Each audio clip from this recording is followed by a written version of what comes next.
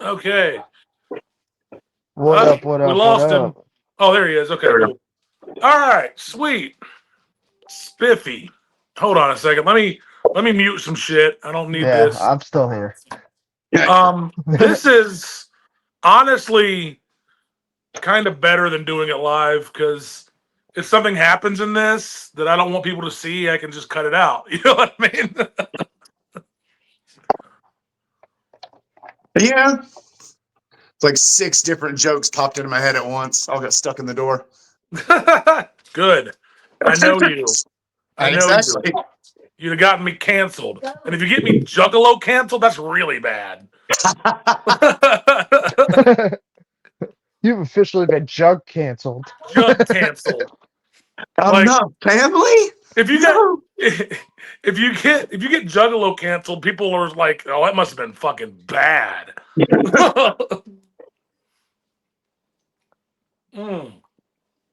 So If you get jug canceled, that's like the worst thing I've seen. Nothing but people like fucking throw all their shit out, set it on fire, and they're like, "I'll never go to another show again." yeah, right.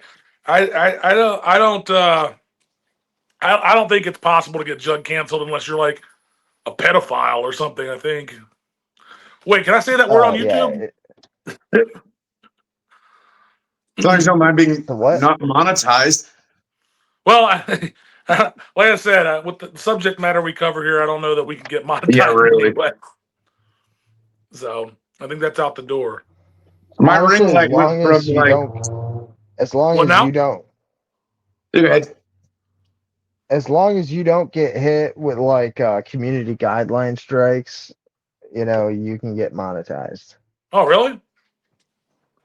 Okay. Well, I don't know the whole. I don't know. Yep. I didn't start this to get monetized. I can tell you that much. I was like thinking, if you think of all the ways to get monetized, like Juggalo content's not the first thing that pops to mind. Okay, so Mark may or may not be here. I don't know. He messaged me like 10 seconds before the fucking thing started and said some shit was going down. Some fucking Crips or something like that were in his neighborhood. He's a blood, so I don't know. We'll see. But His fingers aren't that dexterous. you caught him. But okay, so today we are discussing. You caught the tater. You caught the tater. You caught fucking the Marho. Fucking. What happened to Ron White? Is that guy still doing stuff? He's still doing stuff. He's on Kill Tony a while back. He was actually he? just retired. Oh, okay. I actually saw him live once. And he was doing material from like 12 years ago. Was he doing the exact same set that he does every time? Yeah, pretty much. But it was a funny set. I mean,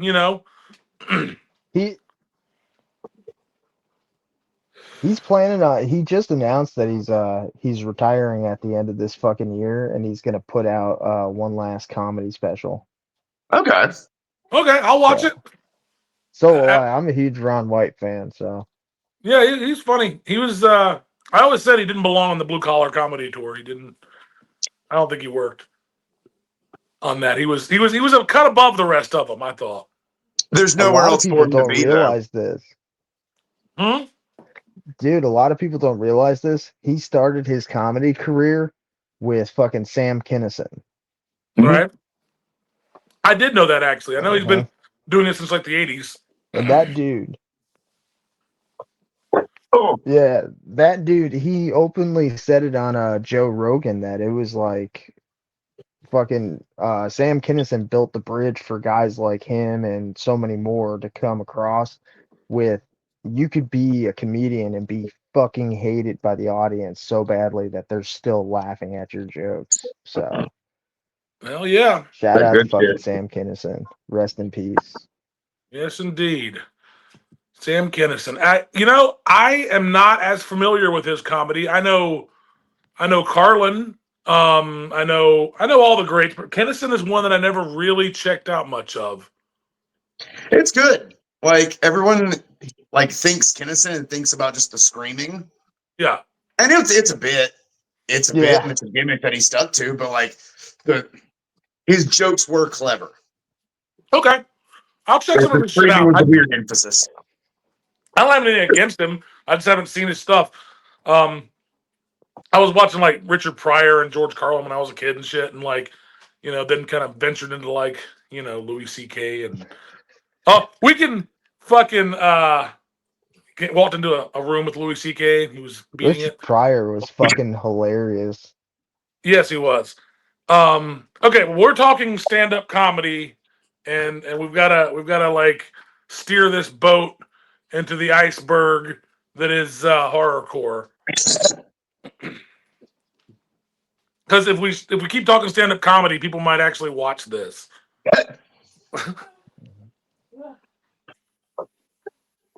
Okay. I was just struck with like, as soon as you said, let's get this back on track, I was just struck with the most intense desire to like, what could I say that like piss off the most amount of juggalos watching this? I don't know. What is the thing you could say that would piss every juggalo off? I'd have to really think about that. It's like immediately like I'm starting like a joke starts forming in my head of like the something about the whole gang thing. We lost See, that we lost match. Baxter. It's all it took. There we go. Hold on.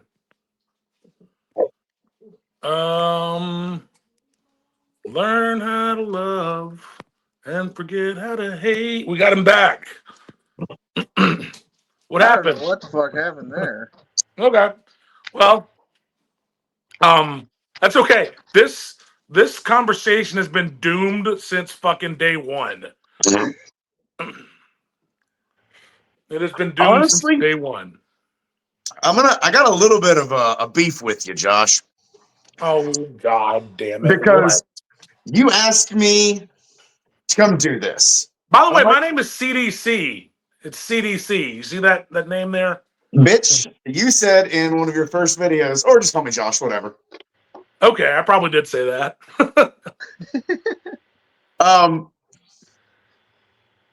So you asked me to do this. You told me what the thesis would be.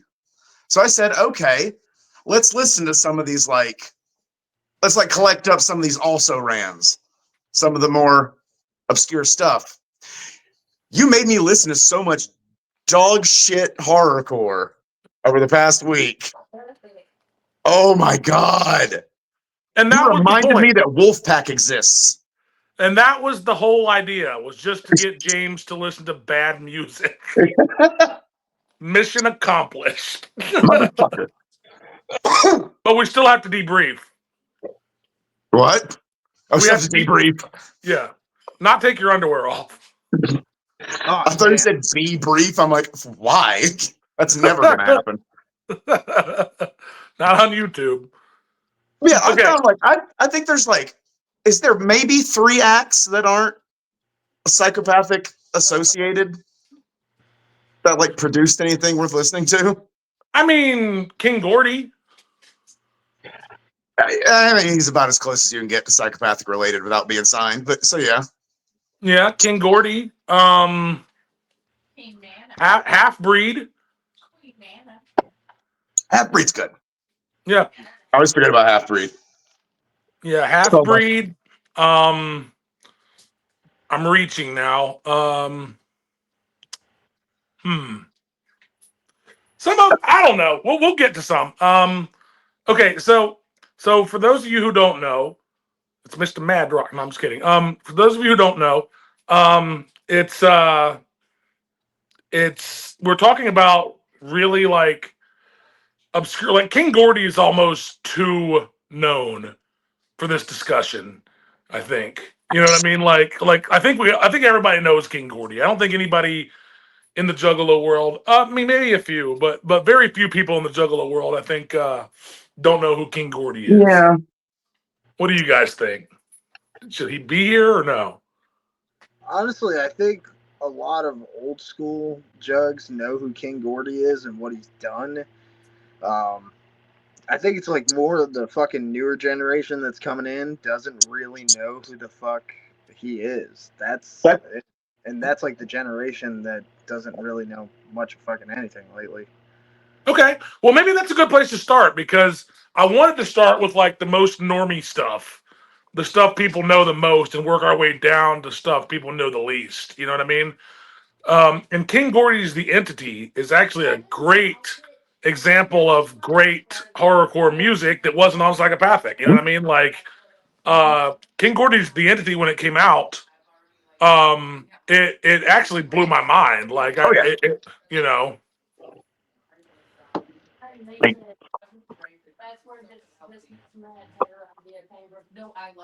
I'm trying to think, like, Sorry. that's like that might have been the first and like the first non-psychopathic act that I was like, yes, he gets it. He understands the assignment. Yeah. And it's weird that given the time that I only knew that he existed because of the Eminem movie. Right? Yeah. Who's this dude with this cool hair? was it Proof or somebody like I don't know. I feel like it was somebody in D12 that was like in a bunch of ads for the entity, like these like online ads, and somebody was like, "What's with the devil horns, dog? You look like a fat ass Esham." Which, I mean, He kind of is a fat Esham. yeah, I mean,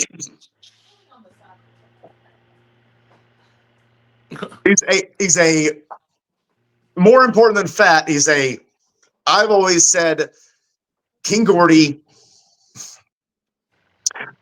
is Esham if he took it beyond, if he thought something more shocking than Satanism. You know what I mean? Yeah. Yeah. Like, Satan worship was the most shocking thing that Esham could come up with. That or Now, that if you, said, that's also why nobody listens to King Gordy, because he's constantly talking about being a pedophile these days. yeah, That's shocking.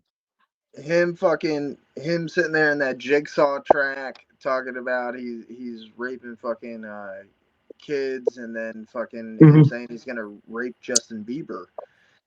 You know, That one didn't age well. Yeah, it didn't. Or aged very well.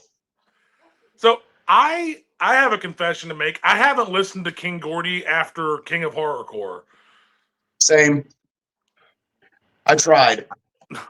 I was like, when I was going back to my like, oh yeah, horrorcore kicks ass. Why did I stop listening to this? It's like, oh, King Gordy, he has like 20 albums. How'd this happen? I'll listen to some of it. Oh, it's terrible. It's not very good. I'll listen to King of Horrorcore. That one I have access to that, and it's good. It is. It's a For good the most album. part. It is. It's got weak spots. It's a good mixtape. It's not even an album, really. It's a bunch of stolen beats. But Is it? yeah. I didn't know that. Dude, some of those beats are on my first album. I shit you not. and my album came out before the King of Horrorcore. Hell yeah. he saw your shit and he was like, "Yo, I'm gonna steal this motherfucker's shit." I hope that's how it happened. I think he was just perusing the same beat sites as I was. Yeah. And probably paying the same amount I paid for them. But like what you were started with, like, what are we calling like normie tier horrorcore? Because it seems like, I feel like if we're talking horrorcore, normie tier is Insane Clown Posse, Twisted. Okay, that's like super normie tier. That's tip of the iceberg. And then we're doing, we're I was splitting, thinking like split hair. I was thinking like one level below the surface of the water. You know what I mean? So like you got like King Gordy, he's like normie tier, which even really like The Entity is like his most I think that's his most well-known album. Yeah. But like King Gordy's other albums are even a little further below, I think. We're over talking Bash a little bit. I want to get his thoughts on Gordy.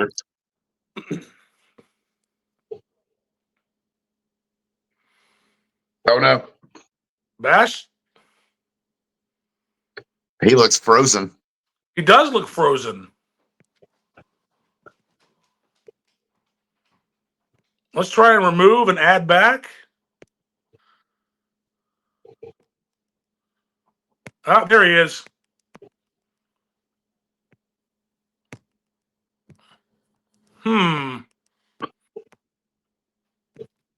There we go. It's There like we my go. phone is having a fucking seizure. It's okay. It's okay. I literally, right when you fucking disappeared, I said, we're over talking Bash a little bit. I want to get Bash's thoughts on King Gordy. Honestly, some of his shit didn't like. There was a few tracks, Sing with the Dead and shit like that, fucking that resonated with me, and I thought was good. Burning Bridges was a great track, but then when it got into a bunch of the shit about him fucking raping kids and shit like that, I kind of felt, I was like, I can't listen to this fucking dude. Right. You know, Like on The Entity, on his first album, The Entity, he wasn't really doing that. I think there may have been one or two references, which I just thought was for shock value, but like when you're honing in on that, it's like, okay, guy, what the fuck? You know what I mean? Which I do get. It's like the most shocking thing you can do right now. Like talking about murdering someone isn't shocking anymore. Yeah, because now we got like a whole fucking culture built off of it. So, and one of the things that kind of threw me off, and I've always kind of felt like this, so we kind of resonate everything that's supposed to sound like horrorcore is supposed to be like what Psychopathic did back in the day. And it's like there was so much before Psychopathic was even a fucking thing. And you go back into the research for some of these artists, and it's like, to me, it sounded like a lot of these guys were trying to be like the next NWO. NWA? Yeah. No, Hogan. But yeah, they were trying to. It sounded like a lot of them were trying to be like that, leading into the fucking early '90s, and it was just like, dude. Mm-hmm. Yeah. And I made that point in the Horrorcore Part 1 video that, like, NWA is almost horrorcore at certain points. You know what I mean? Oh yeah.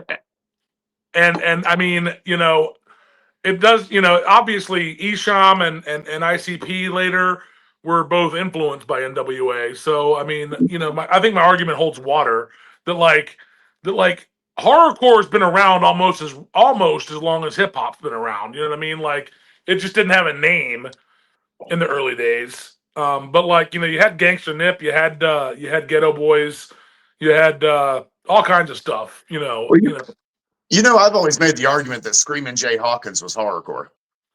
Yeah, and I see what you mean. He was trying to scare audiences. And Screamin Jay Hawkins, it's interesting. He when he recorded, because for those of you who don't know, he's the original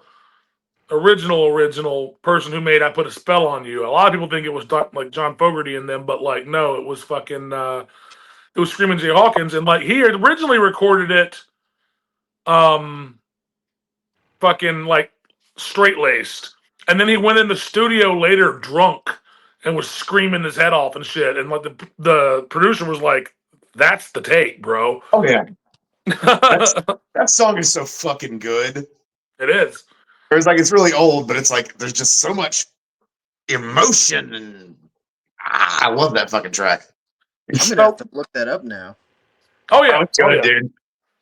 Look at like, if you don't know Screamin Jay Hawkins, it's like, okay, granted he was taking advantage of, let's call them racial stereotypes, but his thing was he was like a voodoo witch doctor. Yeah, he had like a gimmick and everything. Like he had like a big bone in his nose. And he had skulls everywhere. It was fucking horrorcore. I know, like so CDC sent me like a bunch of shit for this, and I sat down and I had the shit playing next to my wife, and she finally just grabbed my phone and turned it off and said, "Who told you to listen to this utter shit?" Like, honey, you can blame CDC. She didn't like LU Cypher? I didn't send him LU Cypher, I don't think. Or maybe I did. I don't know. But I think I sent you. I think the thing I sent you that was really the worst is ABK's early shit. His fucking what was it? Native Funk. Oh, Yeah, are we calling Native Funk early shit? Do what? We calling Native Funk early shit? His early shit, I said. Yeah. His early work. Like because before he was ABK, he was Native Funk. And he had the album Rain from the Sun, which I don't think a lot of juggalos have listened to Rain from the Sun, but I remember me and Jaymes got a hold of Rain from the Sun before Hatchet Warrior had come out, his first album on Psychopathic. We listened to that, and I remember us being like, I don't think anybody's gonna like his album, man. This is fucking Yeah. horrible. Like, but people did like it. We were wrong. It was just us, I guess. Did people like it? Yeah. Hatchet Warrior, dude. ABK is fucking. I would say ABK's got more fans than Blaze, probably. Really? I wouldn't go that far. That seems crazy. Really? Yeah, I would honestly say Blaze out of the two of them has more fans, but I definitely feel like a lot of people love when they get ABK and Blaze together because the shit that they can do together is just top tier. Like, I love when that's where ABK was. When it was just the stuff with Blaze, like that shit ruled, but like his solo stuff was just. I've never been able to make it through an entire ABK album, solo album, but I like it better when he's a guest. That's just me. But you know, a lot of juggalos disagree. Like a lot of people really like ABK. I know that because like fucking I opened up for him one time and his shows drew a lot more than like I was expecting. You know what I mean? Like it was a packed house. And I'd never seen an ABK solo show before, so I didn't know what to expect. I was expecting like, you know, maybe 50, 100 people, and it was more like 400, you know? That's pretty good. Yeah. He was honestly one of the first artists to kind of just leave Psychopathic. You know, even though he's still there, he left to make his fucking label, so he's had more time underneath his belt being out on his own than any of them. That's true. You know? That is true. He left before Twisted did. I'll be real. I don't know any of that. Yeah. He left actually in like 2005 or 6, and then he came back for a little while. Okay. And then he left again. But I remember he left. He left in like I want to say it was 05 or 06, somewhere around that area. Well, it's funny because like it was that time and era that he did leave, but Twisted left for a year right before him. Then they came back because Violent J fucking was like anybody else on the label would be working at a fucking gas station. You guys have been doing shows nonstop and shit like that after fucking Green Book had happened.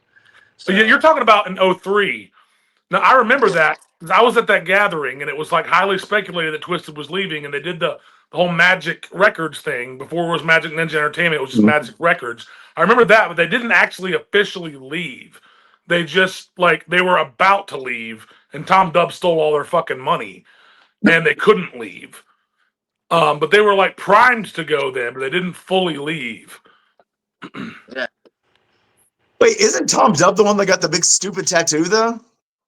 Yeah, he got Magic Records tattooed on the side of his fucking head. Yes, that happened. What's funny is like they sit there and they talk about fucking Alex Abyss stealing fucking money, but it's like Tom Dub did that, and then they during the ICP fucking Twitch stream shit that they had going on for a while.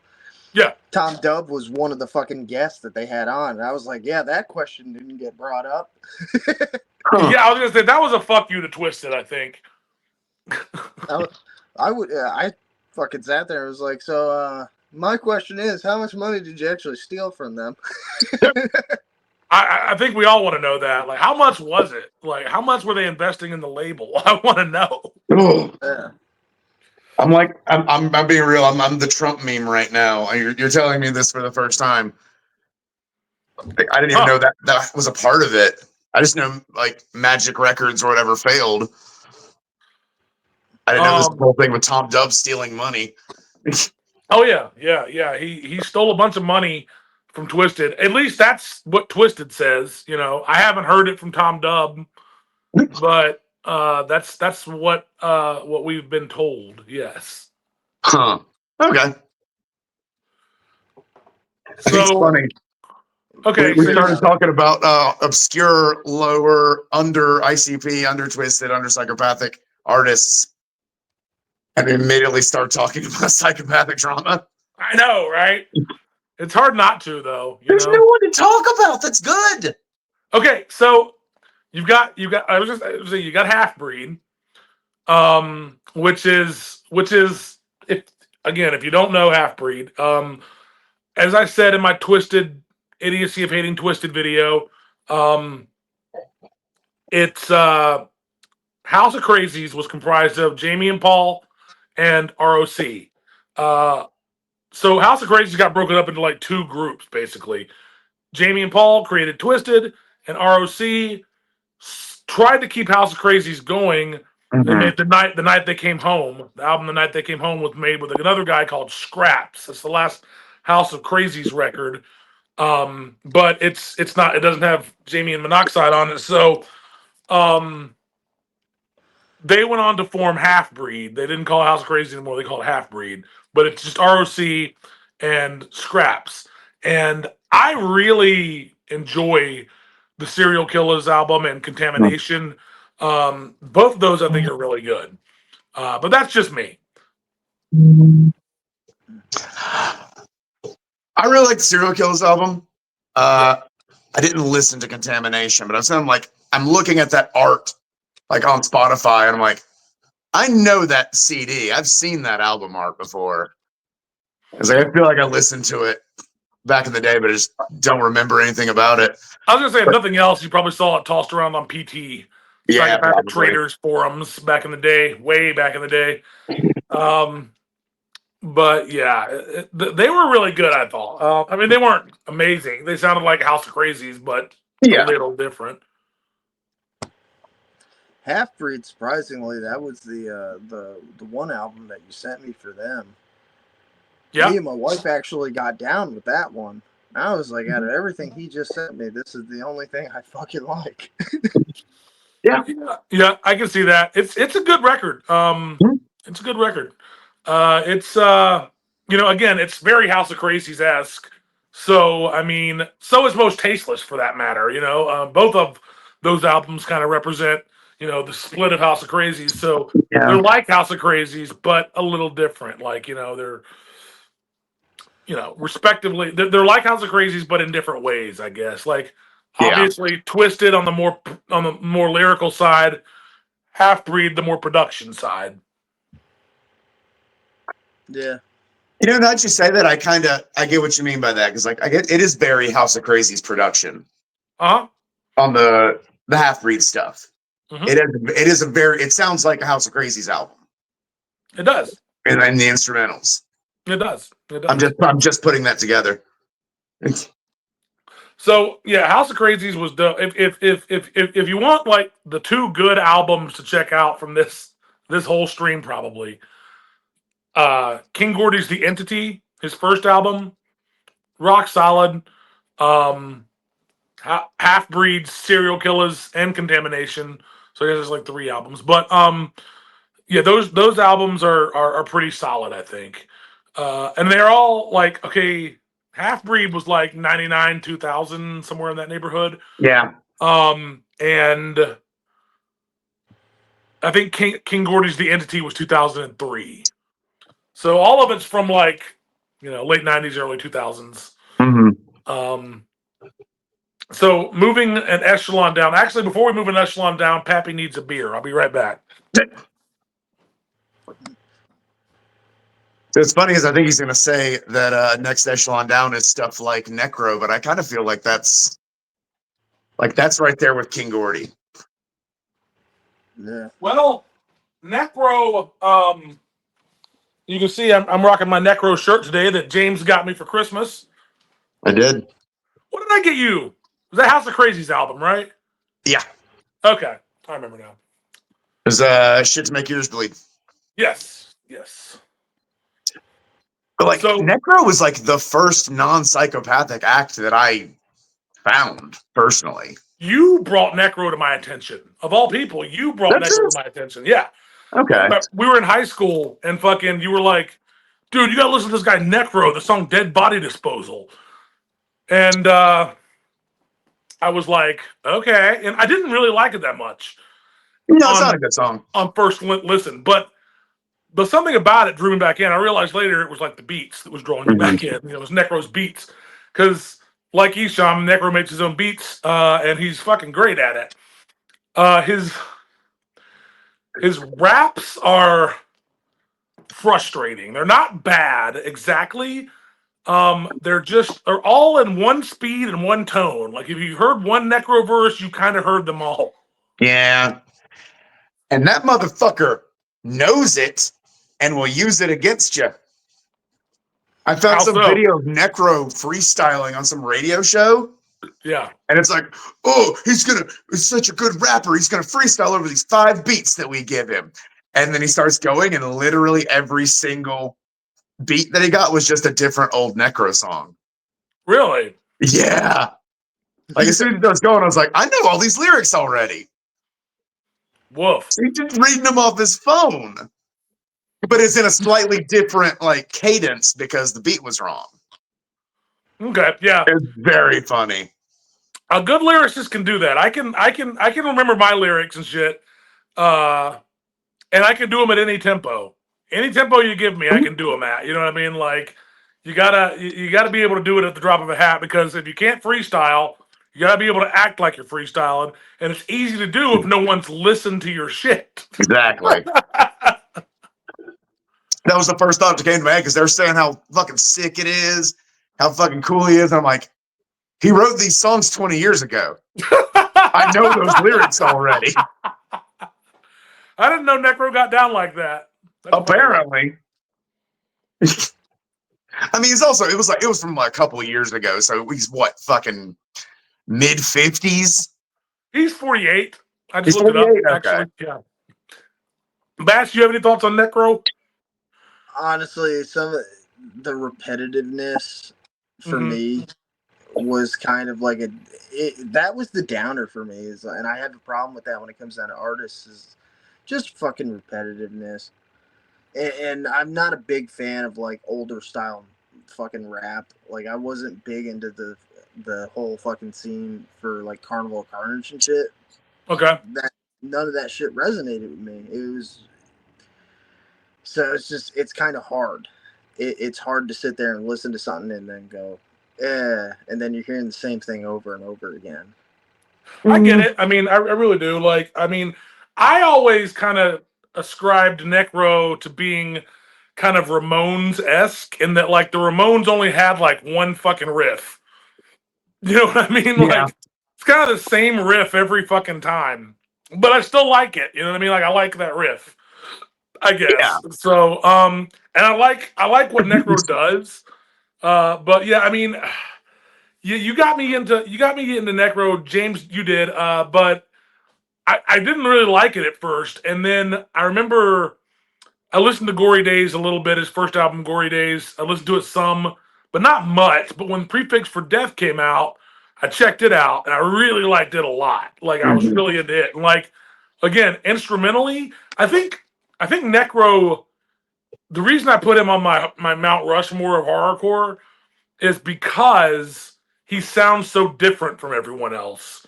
Like he doesn't sound sonically, he doesn't sound like ICP or Isham or any of that. He's his own thing. And I really believe him actually when he's like, I didn't know who ICP was. Because he doesn't sound like he did. He doesn't sound anything like that. He the only thing he really has in common with ICP is the violent lyrics. And it's violent in a different way. Like, because I've been listening to, I say I'm going back through my foundational horrorcore phase these days. Yeah. I go to listen to this, like, you know, Prefix for Death mostly. If I'm going to listen to a Necro album, it's Prefix for Death. There's like a weird legitimacy to it, if you know what I mean. Oh yeah, absolutely. Like verisimilitude, I guess is the right word. Mhm. But like, I don't think Necro is like putting people in body bags as like a fucking shot caller gangster guy. But No, I there's don't think he's something doing that. about But it just feels right. yeah, I can see that. He's definitely got his own brand of horrorcore. He doesn't call it horrorcore; he calls it death rap, which is a call to like death metal. But instead of death Yeah. metal, it's death rap, and he's more like gore oriented. You know, like he's like fucking crush your cranium, etc. You know what I'm saying? Just all kinds of no lyrics are jumping out at me immediately, but you know what I'm talking about. Some of Necro's the shit lyrics that are all he's kind of a saying, blur. some of the shit that he's saying, is beautiful to demons. it's what more batch? for some of the shit that he's saying is like more for shock value because he's trying to say in situations that you wouldn't normally hear in current day horrorcore because you could say the same thing, but then how do you escalate it? How do you make it memorable for everybody? So let's get a little more graphic and let's use a little different verbiage, and that's pretty much what he's doing there. Yeah, I can see that. Definitely. It's interesting you say that. I was kicking around an idea about this the other day. I historically, CDC knows this about me, hate every horrorcore fuck song. Yeah. Esham has never produced one of his dumb fuck songs that's any good. ICPs are okay just because they're funny, But like all these horrorcore acts, they put out these like fuck songs. They're not good. They're not funny. They're not entertaining. Necro seems like he's the guy. He's that one guy that's like, oh, well, I'll just do a fuck song, but I'm going to make it like the most sexist, misogynistic. I am a rapist.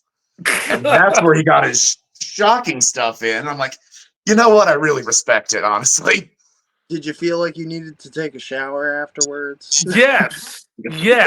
I do. When I listen to Necro, really any Necro, I almost feel like I need a shower afterwards.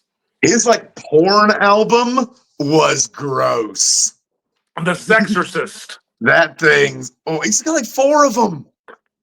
Oh, does he? 4 porno albums. It's funny because like one of the fucking tracks that I ended up listening to of his was where my wife finally drew the fucking line. And she was like, "How can you listen to this fucking shit?"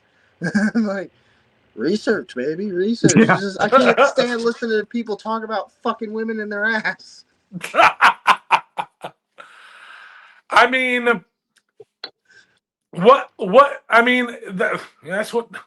Thing is like you could go back to like Twisted She Ain't Afraid, and that's almost just as vile as any Necro song. But it's funny. That's the difference. She Ain't Afraid is funny. Yeah. Like Necro's so matter of fact about it. There's like a certain line, with the fan base nowadays. It's like it depends mainly on what you were introduced to first. Mm-hmm. Like if you were introduced into Necro, you're accustomed to it, and you're like, okay, this is what I expect out of the fucking guy. But when you grow up only knowing about ICP, Twisted, and their branch and their brand, and you listen to the sex songs that they fucking put out, it's like, oh, you're used to this being fucking funny. And I think that's where like a giant disconnect for people is because if they're not finding it funny, to them it's just, oh, this is fucking appalling. Yeah. That's why everybody in the late 90s, the only ICP song they knew was fucking Ned and Game. Yeah. Because it was funny. It was really funny. But it was like, at the end of the day, it's like Jay says he's going to fuck a 16-year-old. And it's a sexual assault description. 13, you're right. You're right. And then they also had Spin the Bottle, too. That had fucking both Twisted and ICP. And that whole thing was a fucking joke just on Jamie not even getting his ass touched. That song's hilarious. I like Spin the Bottle actually to a degree, but I hate the chorus.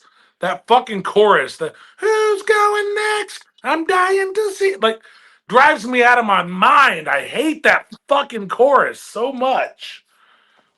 It gives me a little boogie in my hips. I'm not gonna It's lie. no, it's no cotton candy. No, it's not. I will stand by Cotton Candy being the best fuck song ever by anyone. Okay, I can give you that one.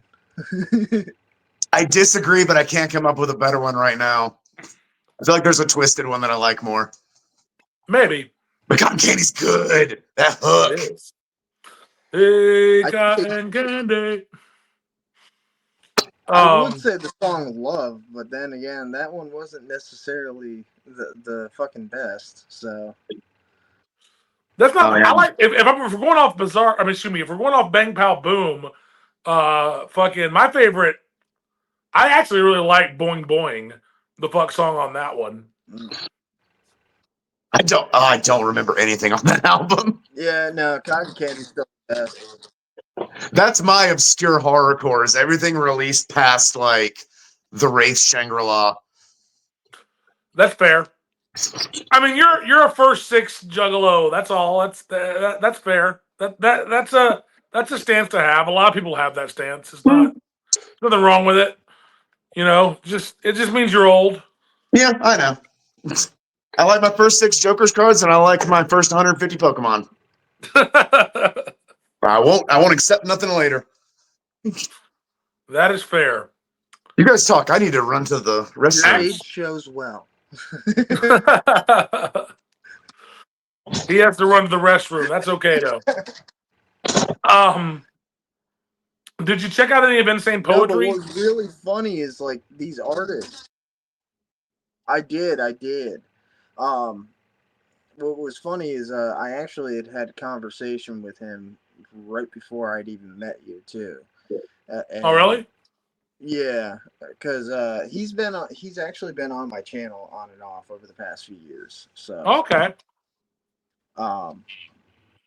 But like I did notice a little bit of theme with some of the guys that for the shit that you sent me, like because you sent me Half Breed, you sent me Ill Bill, and as soon as I saw fucking Ill Bill, I was sitting there going, I just saw him on a collab album recently over the past few years with like fucking Tech Nine and Sid from Slipknot and King Gordy and Bizarre, and it was Underground Real Wolf.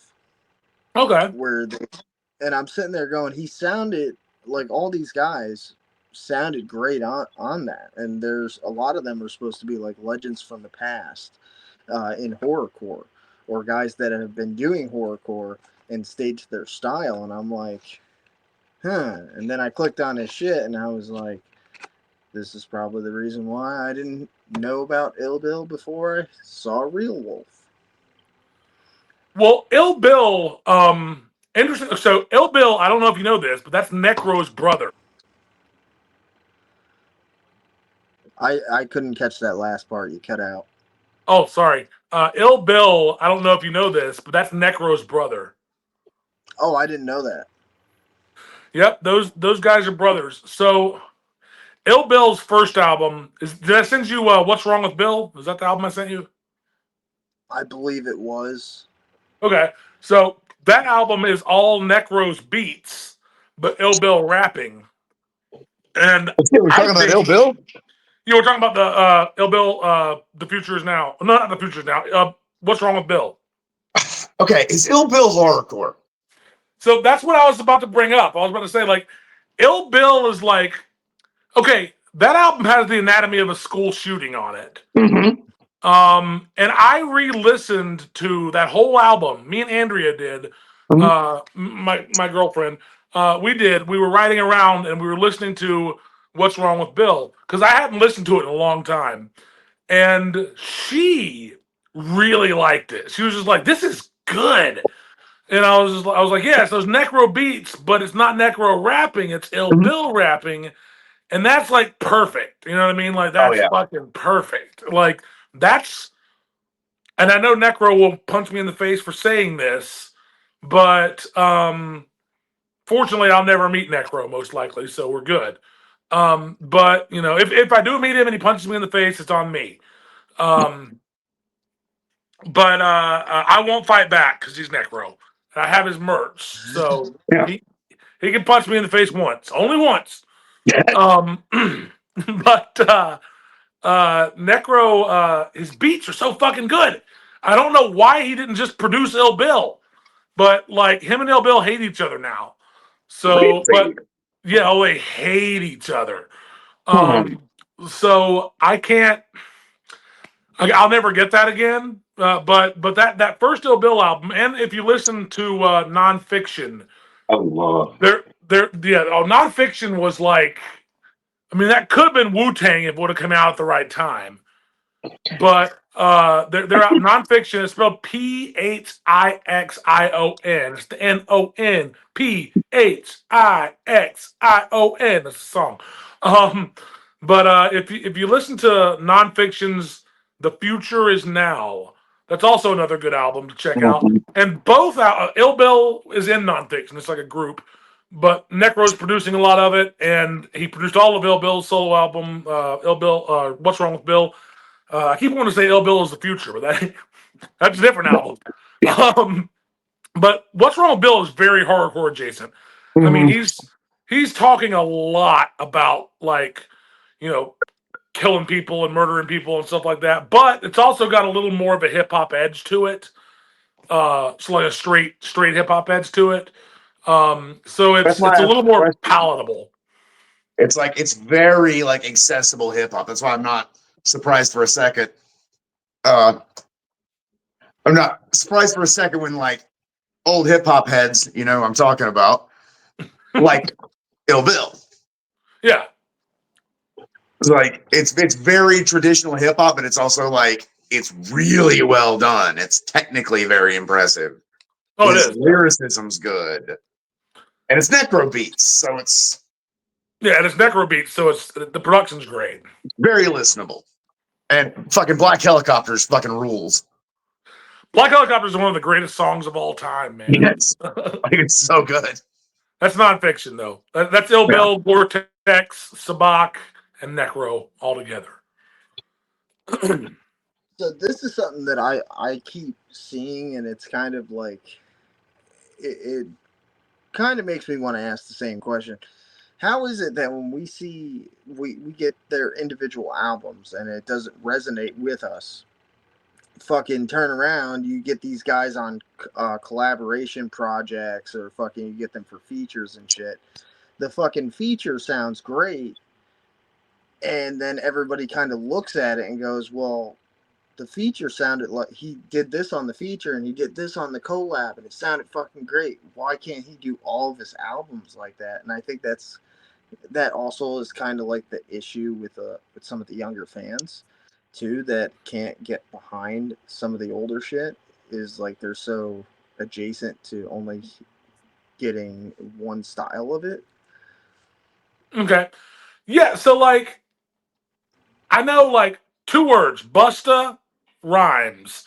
Fucking that dude is a much better feature artist, I think, than he is a solo artist, you know, making full-length albums, personally. I love The Coming, and I love When Disaster Strikes. Those are both solid albums, but everything after that, meh. But he's such a strong collaboration. Like every time he does a guest spot, it's fucking. He always steals the show, and I think that's the case with a lot of horrorcore shit. Is that like a lot of these like darker rappers, you know, like they're good for like a burst, you know, but after that, you know, it's like let's move on to the next song because they kind of blow their load in the first verse of their songs. You know what I mean? A good example would be like ABK's Hollow Point. You know, sit back and let me take you into the mind of a killer. Fucking that whole fucking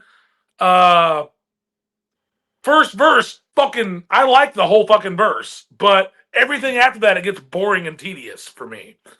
That's a lot, I think, of horrorcore artists. They got like one good verse per idea. Yep. And if you put them on there, as a guest spot, they're gonna shine. But listening to a full length album is gonna get tedious. Yeah. It's There's I was actually funny. exceptions like ICP and Twisted, but as they say, that's why they make the big bucks. Yeah. Oh, that's okay. That's actually, I think it's a perfect sort of exactly what I was talking about. I said Friday the 13th Part 5 was playing on the TV in there. Yeah. One of the Pluto channels is just playing all of the Friday the 13th movies. And he's just now like going like, oh, I want to like watch horror movies. Yeah. My son is. Yeah. Yeah.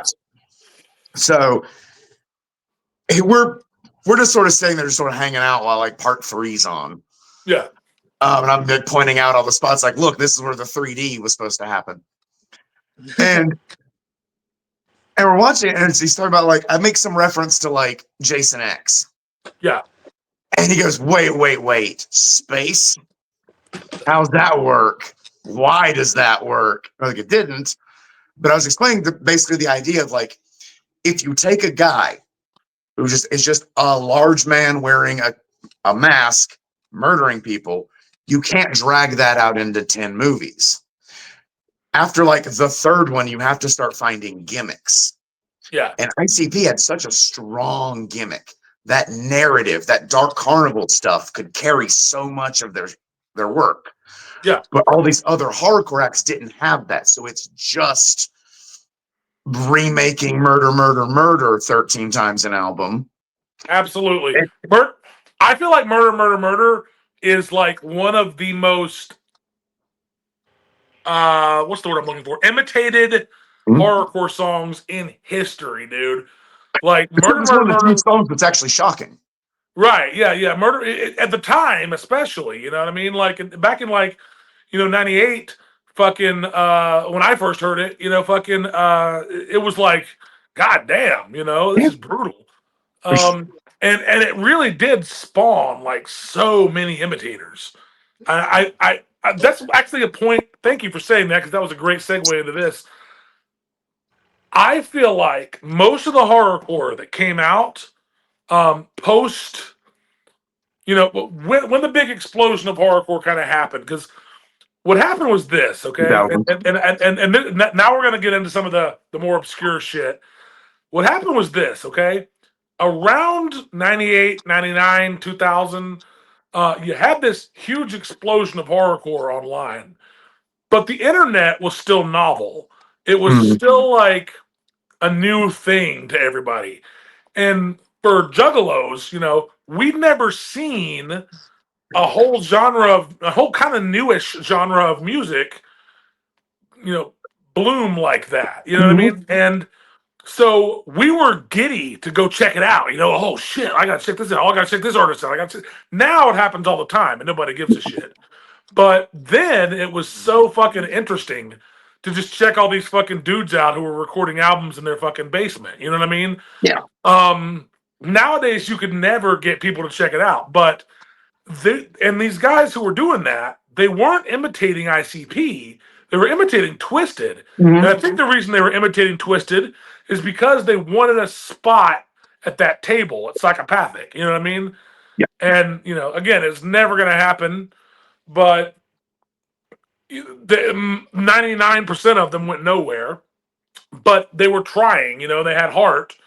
And yeah, I mean, it was just an interesting time in music. It wasn't in underground horrorcore music. It was an interesting time. It wasn't that it was good. It wasn't that any of it was good. Most of it was really bad, but it was interesting. You wanted to check out these guys because you hadn't seen that before. You hadn't seen all these random fucking people just releasing music to the internet. It wasn't a thing. Yeah. So you naturally just wanted to check it out. As time moved on, that became less and less. It happened more and more, so you wanted to check it out less and less. That was my little prepared rant for this. I had been going over that in my head, like I want to touch on this, and you segued me into it perfectly. So thank you. No problem. You set him up, I knocked him down. but we're also at the same time like we're in a. I'm gonna stop you for a second because Bash's gonna talk. We've been Yeah, sorry. for a minute. Yeah. Oh no, what I just said was he's gonna pull Clint Eastwood down. Yes. I thought you were gonna make an Unforgiven reference, and like Deserved's got nothing to do with it.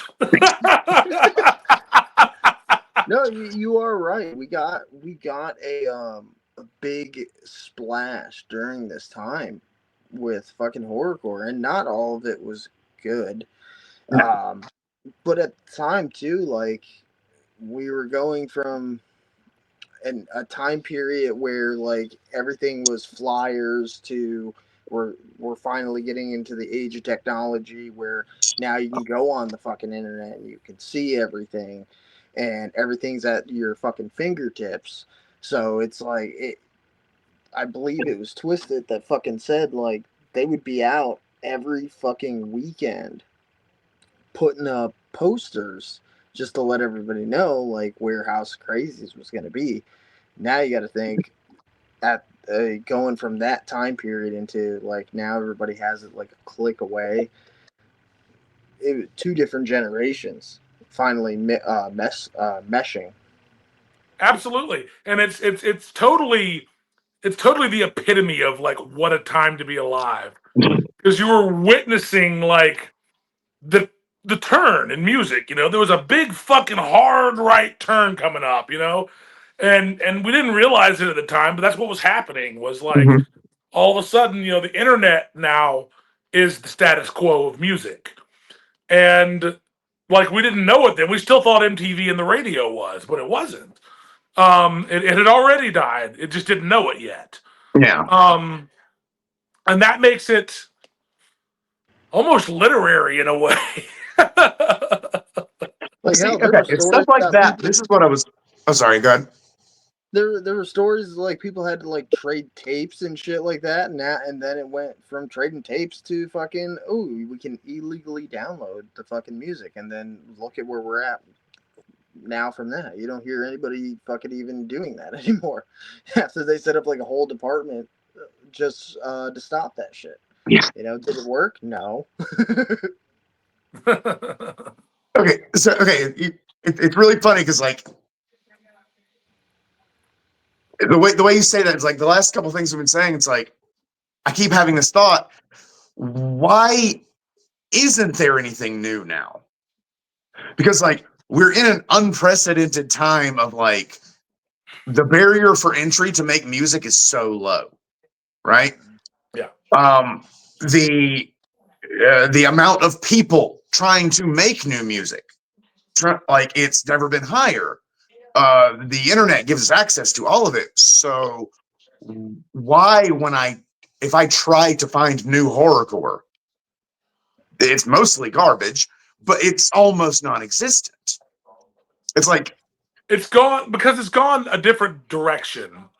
It's now horrorcore has kind of evolved into drill and trap and alt hip hop, so to speak. You know, Clipping, which you and I have discussed a little bit. Clipping released 2 albums back to back. You know, that were horrorcore, and those are only 5 or 6 years old. You know, maybe 7, but they're not that old. You know, they're new enough, I guess. They're new to me. Fucking, I'm almost 40. Fucking 7 years doesn't seem like that long ago to me. When you're fucking 15, like I was when I was discovering these guys, 7 years was half a lifetime ago almost. Yeah. So but also those Clipping albums, they're good, but like you told me about them, and I like went and listened to them. Yeah, and I like them a lot, but like it's different. It's a little too well read to be real. It's a little well read, but I'm not even that. My problem's not even about that. I guess it's very like it doesn't feel like a horrorcore album. It's kind of like how we talked about like fucking Straight Outta Compton is a horrorcore song, Natural Born Killers is a horrorcore song, but they're not. Right. Like Clipping, it's like it feels like he's doing a lot of like really like dark stuff. There's like some like supernatural elements, but it doesn't feel like a horrorcore album. You know what I mean? it's just because I think that's just because like we're used to this. This is Yeah, horrorcore, that's you true. know. But now this is horrorcore. You know what I mean? Like this is what it's become. Like, and it's good that that's happened because you don't want it to just be the same fucking Esham ripoff bullshit for 50 years. You know what I mean? Like you want it to evolve. So even if it evolves past something I can dig, which I do dig clipping, but even if it evolves past something I can like, that's fine. Just so long as some thread of that is still alive, I'm okay. You know what I Yeah. mean? On that note, hold on, we're gonna pause for a second because I gotta take a wicked piss. Yeah. Well, like, Yeah. I had to run off because I had to piss since we were talking about King Gordy. well, like, this is the other thing too with that, man, is you just said like you're having a hard time finding new horrorcore. Mm-hmm. Yeah, it's evolved, but now it's just like it's nothing like it was, you know. Yeah. Um, and now a lot of the people that are trying to be rappers, they feel like the more auto tune that they use is best for what they're fucking doing, and it's all based off of what artist right now is out that's fucking blowing up the fucking scene. Like right now, as much as I'd hate to fucking admit it, Ouija is one of those fucking artists that are out there that fucking everybody's like trying to make their sound based off of, and it's like you guys aren't you're not able to replicate what one artist does. That's the reason why when it came down to so many people trying to mimic Esham, it didn't necessarily work because Esham had his own sound and he perfected how he's going to sound. Just like Ouija has his sound and he does it to his abilities, and that's what draws his fans. And then you just have those people that are trying to replicate it, being like, well, this guy did it, why can't I? Mm-hmm. And that's not always the best case scenario. And I think that's the generation right now that we're running into. We're running back into that whole, we got this eclipse of fucking people trying to do what somebody already mastered. Yeah. But I feel like right now is I feel like theatrical acts, because like Insane Clown Posse is a theatrical act. That's their biggest appeal. I feel like theatrical acts are really like in right now. Mm-hmm. You know, like your Ghosts and your Sleep Tokens and insert other bands that I don't know because I'm old and don't listen to new music.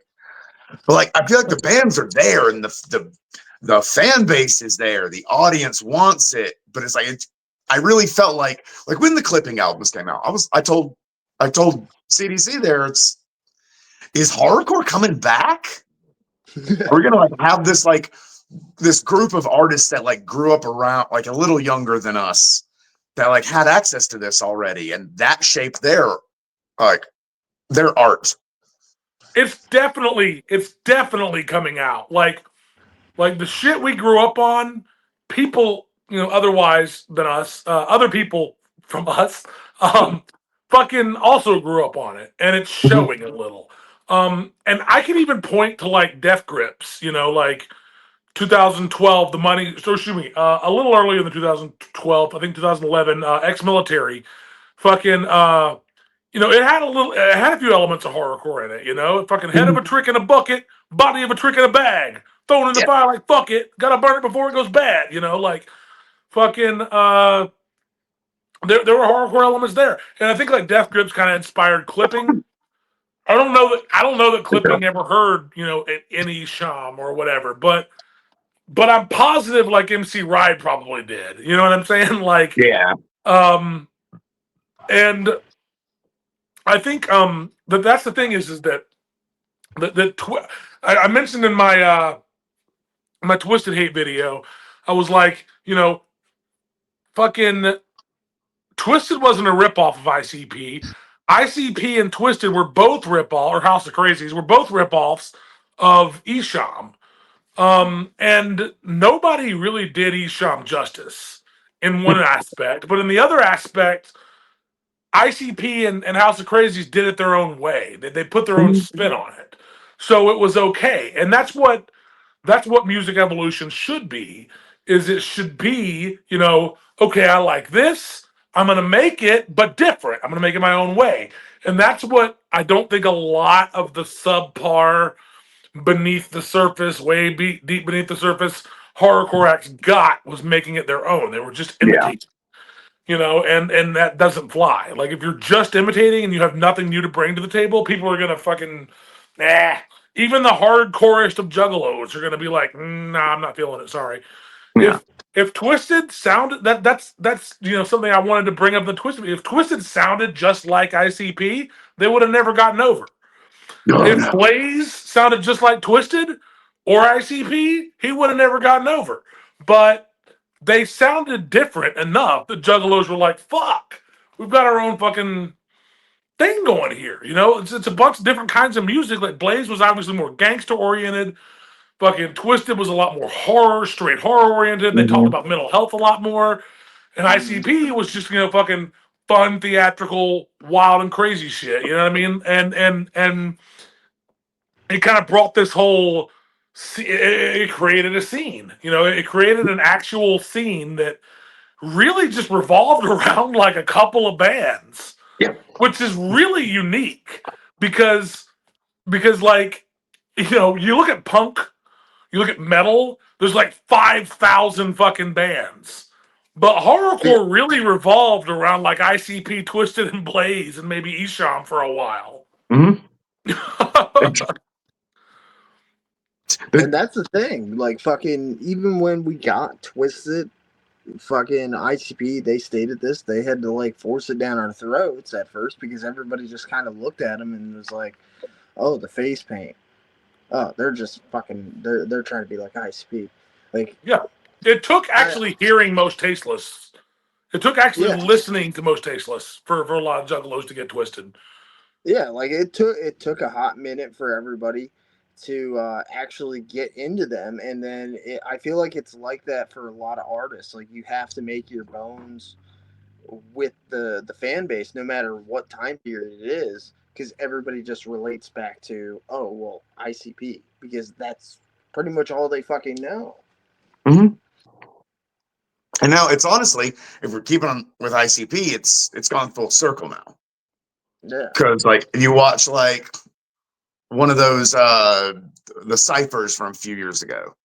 And it's like, here's the psychopathic stable. And it's like they all have like a gimmick, but they all have like a strong gimmick because they're on psychopathic. And if you're on psychopathic, you have to have a strong gimmick. Mm-hmm. And it like kind of starts to overshadow like the actual like the lyricism, the music. Because it's like, okay, I see a new artist on psychopathic. What's his gimmick? And that, I will die on the hill, die, dead, stab me in the fucking heart. I will die on the hill that Blaze, you dead homie, not only has the best gimmick in horrorcore history, but sticks to it better than anyone. He is constantly reminding us that he's dead. He is constantly bringing it up. He's just like, and by the way, I'm dead, and I do not like it. Fucking, Since 1985. yeah, fucking Blaze sticks to it better than ICP sticks to being wicked clowns. Twisted sticks to being whatever. I'm kind of unclear on what Twisted's gimmick is, to be honest with you. Like, what are they, ghouls? But like, So Okay. I remember if you looked at the original picture of them from, I believe it was 1999, they were biting fucking Shaggy and Jay's neck, and they were covered in blood. They were supposed to look like some type of vampiric thing, and then it turned into they're two ghoulish fucking guys. Because now it just keeps changing, because now they keep changing like what their face paint looks like. Mhm. I still think to this day the best look Twisted ever had was no face paint, black around the eyes. Yeah. Hardest look they ever had by far. Which they did in another love song. That's how they openly fucking stated that they used to just take baby powder, throw it on their face, and fucking use eyeliner to His darken eye it. They black. just wanted to look paler. You know? Well, I was watching Born Twisted the other day, just on a whim, and you know it has like at the end it has just that concert footage, and it shows them doing "Die Motherfucker Die," and that shot of Monoxide with just the lights on him, and he's all sweaty, and it's just black around his eyes and no face man. I was like, that's the coolest fucking look ever. Why did they stop? You know what? You're kind of wrong about that. I happen to know because I went to the Wicked Clowns from Outer Space tour, and Hallow Wicked was a stop on the Wicked Clowns from Outer Space tour, basically. Yeah. In 1999.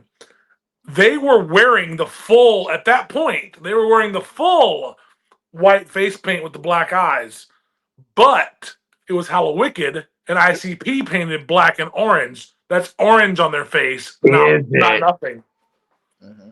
But still, like most Tasteless era, like all their shots. It does look. The lighting is odd in the video, so it looks like they're not wearing face paint, but they are actually. Yeah. But to answer your question, at least according to the Pendulum comic books, yep, they are some kind of ghoul hell soldiers. Okay. That actually kind of cool. tracks, because if you look at like The Darkness, the album, they have those pair of songs in hell and Back to Hell that are about being in hell. You know what I mean? So good tracks. Yeah. Good track. Both of them are great tracks, actually. Mm-hmm. I think I think The Darkness is kind of an underrated Twisted album.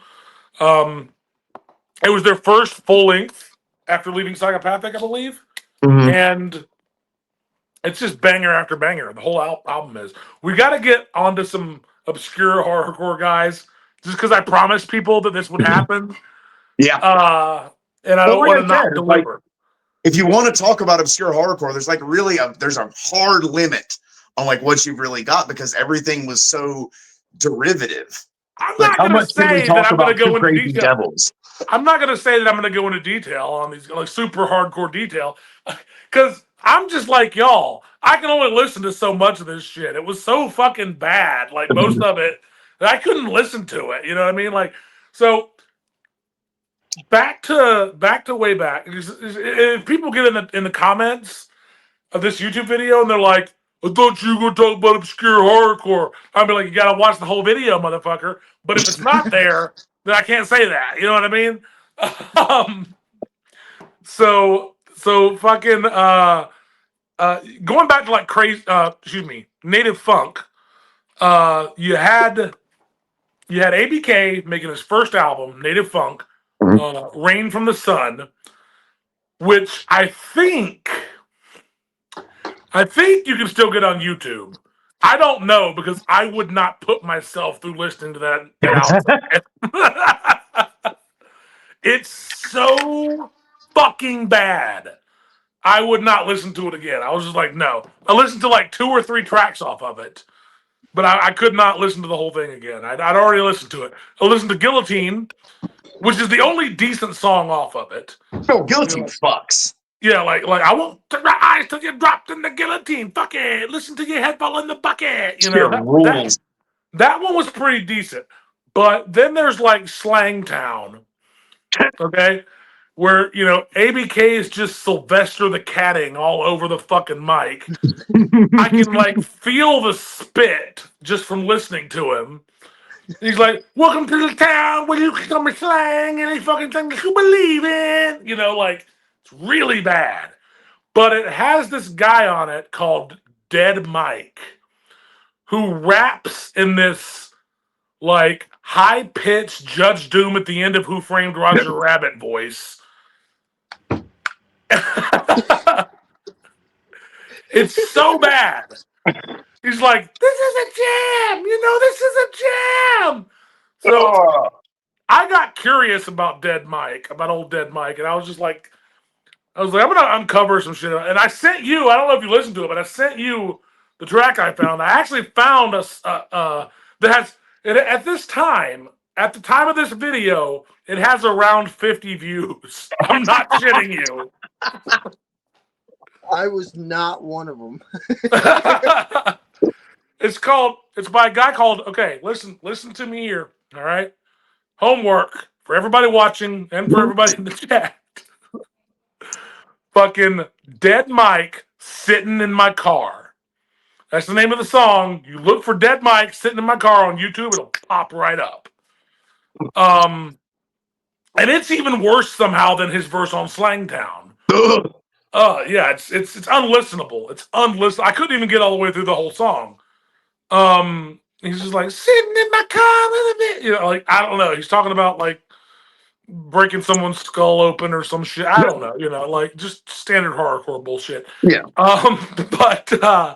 But it's really bad. But I found out upon doing my further research, the Dead Mike Sitting in My Car exists still to this day on YouTube because it was on a compilation album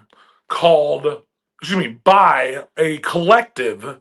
I don't know that it was a full record label, but a collective of sorts called White Devil Productions. That's really funny. Right?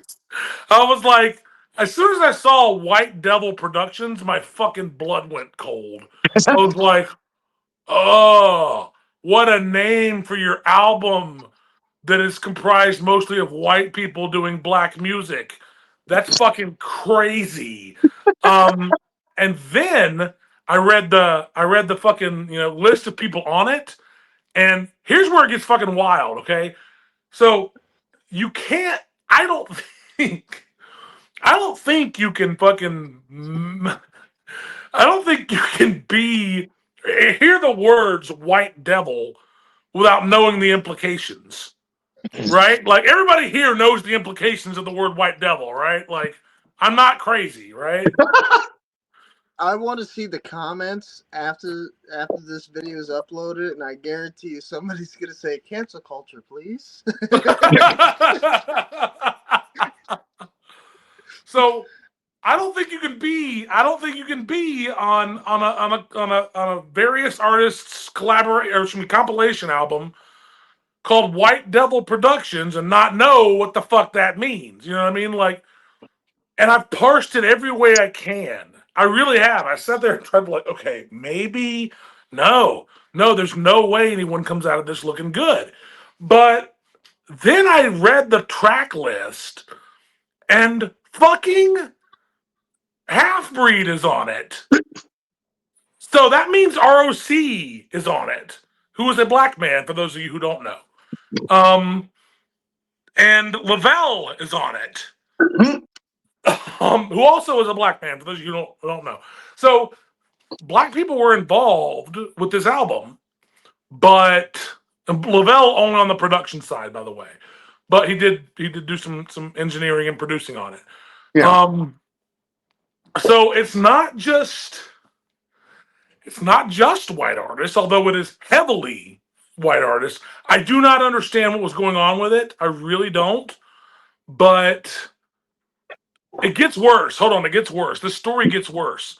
So I was, you know, perusing the track list, the artist list, if you will, or if you won't. But I was perusing it, and I typed in, you know, White Devil Productions into Google, and I got a hit on Horrorcore Wiki. There is a wiki for horrorcore. Yes, it exists. Okay. And then my blood went double cold because the first artist I saw associated with it was a guy named Demented. D-Mented. M-E-N-T-E-D. That rings a bell. Yeah, but it does, because he was from North Carolina, where me and James live, mere, you know, 6-7 miles apart, James and I. True. We went to high school here, both of us, at the same high school, at the same time, yes. We were bonding on Juggalo shit way back in the day, before a lot of you motherfuckers were even born. It's literally the main reason we're friends. Literally the main reason we're friends. That's why I wanted Marho on here too, because he was with us, you know, he was with us on that. But he's got a whole, and that's sad because it doesn't look like he's joining, but he knows Memphis rap, Memphis horrorcore real well. Like that's like his favorite shit. So I was gonna have like a bit where he came in and talked about Memphis horrorcore, but we'll have to save that for another time, I guess. But fucking Demented came up, and I was like, Demented. Fuck, he was from North Carolina. I opened a show for him. He was on White Devil Productions. And fucking, I was like, holy shit, did I open up for a white supremacist? But no, I did not. Or at least I don't know that I did. This was back in 2004. Here, I was gonna say, here's what happened. 2003 or 4, I had not made a song yet. But I had played half a show, spitting some shit that I kind of wrote down over a beat that was just playing. It's hard to explain. It's really hard to explain. I could go into it, but I'm not gonna because people don't want to hear about my music shit. They want to hear about other shit. So, but suffice it to say, I opened a show for this guy, sort of, kind of, and fucking he asked me at one point if I'd want to put something on the next White Devil Productions compilation, and I remembered, like, as soon as I saw the Demented thing, the White Devil Productions things clicked, and I was like, oh yeah, I remember him asking me if I wanted to put something on that, but I didn't have anything. I had no fucking music ready to go, so I just said no. But also, I remember reading the words White Devil Productions and being like, what the fuck? No. You know what I mean? Like, it was a double no. But yeah, that album has a ton of those beneath the surface artists on it. It Okay. has, and I'm telling you now, it has Yug or YUG. It has periods after each letter. I'm not sure. 51 Third, Dead Mike, Half Breed, Mr. Major, Crazy Clan, which was Scraps' other group, Hell's Kitchen, Strict Nine, not Strict Nine, but Strict Nine, Freeze, Mad Insanity, who performed at the Gathering not that long ago, Okay. LU Cypher, who you brought up a minute ago, and 51 Third. So right there, just that track listing, I knocked out a ton of shit from the Obscure Horrorcore Sure. because nobody knows who any of those guys are other than like one or two. Does anyone have any comments on any of the artists I just listed? I'm actually trying to find this like horrorcore wiki right now. Okay. I'm still in shock from the decision to make the label or whatever the fuck you would call it. White Devil, really? I don't know. I don't know whose idea that was. I don't know. Maybe they're just Jacobians. I don't know what that means. That makes it so much funnier to me. Y'all don't know Black Hebrew Israelite lore? I do not. It's a shame. You're missing out. Well, maybe we'll cover that on another episode. Sorry, I'm looking at Demented on the horrorcore wiki. Yeah, he was real bad. Gravestoner. Oh, fucking Q Strange. Q Strains. I was going to bring him up. That's a good one. I'm trying to find anything about White Devil Productions. You can't. The only thing it says on there is that Demented was signed to the infamous, or maybe it seems like it was Demented, somebody else maybe, but it mentioned that he was signed to the infamous White Devil Productions. On infamous. First off, I gotta wonder more. Who's the? Well, I gotta wonder because it was written by a Juggalo if they know what infamous means. But like Fair. the traditional infamous definition would be like famous but for bad reasons. Although, okay, you know, we've had this discussion about how if you want to name a horrorcore act, you just take like a regular word that's kind of like crazy and just spell it fucked up. Yeah. I'm reading this wiki and there's some good ones on here. Oh yeah, a Fucking ton. forensics. Forensics. Spelled Forenzikks.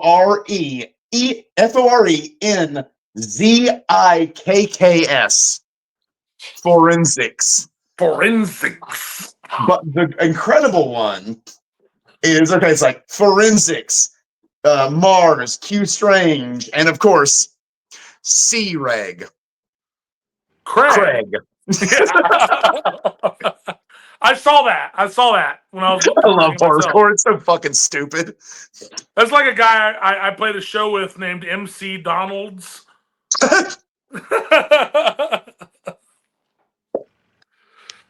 Oh, it's a step above most styles.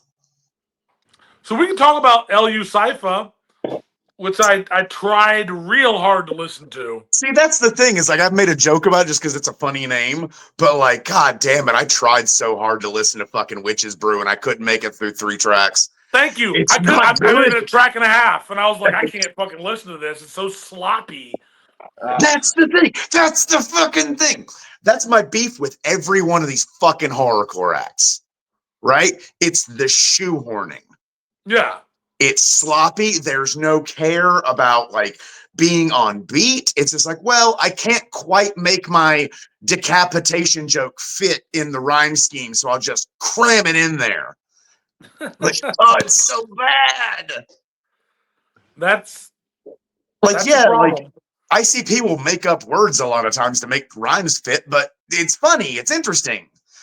This is that's the problem. These guys have no ability to deliver. Their delivery is horrible. Yeah, ICP delivers. Like, they have a delivery, a cadence, if you will, and fucking a lot of these guys just didn't get it. You know what I mean? Like, they did not understand why ICP was so loved. You know, or twisted or whatever. You know, like they didn't get that. They didn't really take the time to understand the artistry that went into it. They just heard, you know, fucking dead bodies and cutting heads off, and were like, "I'm gonna do that," you know, and that's all they put into it. I like, think you just actually Say again, Matt, you cut out. They were like, "Oh, this works. I'm just gonna keep with this." Pretty much. That's what it seemed like, anyway. Weirdly enough, I think something just clicked. Okay. We all got into this because we were juggalos. Right. And I'd say more or less all of us, generally as, you know, let's call it a community, got into ICP when we did and got into the juggalo scene when we did. It was kind of like as a sense of community, right? Being a juggalo was a part of the identity. And all these juggalo acts didn't have that. So all they had was the horror aspect. So it comes off maybe not inauthentic, but it's very clearly like they're trying to be this other act. So it's like there's like an earnestness that's missing, I guess. Absolutely. I will agree with that wholeheartedly. Like the guys from Wolfpack weren't fucking killing anybody. Yeah, like it's almost like there's an honesty that isn't there. Yeah, but they were after this. They were after us as a audience. They were after juggalos as an audience, but they just didn't have that sort of juggalo clout, I guess. Mm-hmm. And they didn't have the magic. I mean, that's really what comes down. They didn't have the magic like that ICP had, that Twisted had, you know, that even Blaze had. Like there was nothing charming about them. And all these guys had, you know, charming is the right word. Blaze, ICP, Twisted, Blaze. They had a charm. They had a, you know, kind of a swagger almost. You know what I mean? Like they, you know, they leaned into the fact that they were dumb and uneducated. It wasn't like, and when I say dumb and uneducated, I don't mean stupid, because that's something that's beyond your control. Uneducated, just, you know, unlearned and stupid are two different things. Mm-hmm. You know, fucking ICP were not stupid. I don't think Twisted were stupid. They were all just it's very clear that they didn't finish school. You know what I mean? I'll argue that fucking when we say ICP, let's be honest, we're saying Jay because he's the one writing the lyrics. Violent J's fucking stupid. I don't think so. I don't think so. I don't think he's a particularly bright guy. He's got good business acumen. He's got a flair for showmanship, but I don't think he's an intelligent guy.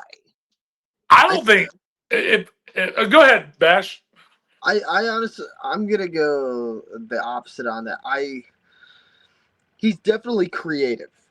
Yeah, you know? Creative all day. I'll say that. He definitely helped, like, he definitely helped Zone, like, twist it into what they are, and he helped Blaze create his character, ABK. And he took simple, small shit, though, and had them build off of something that he saw in his fucking head.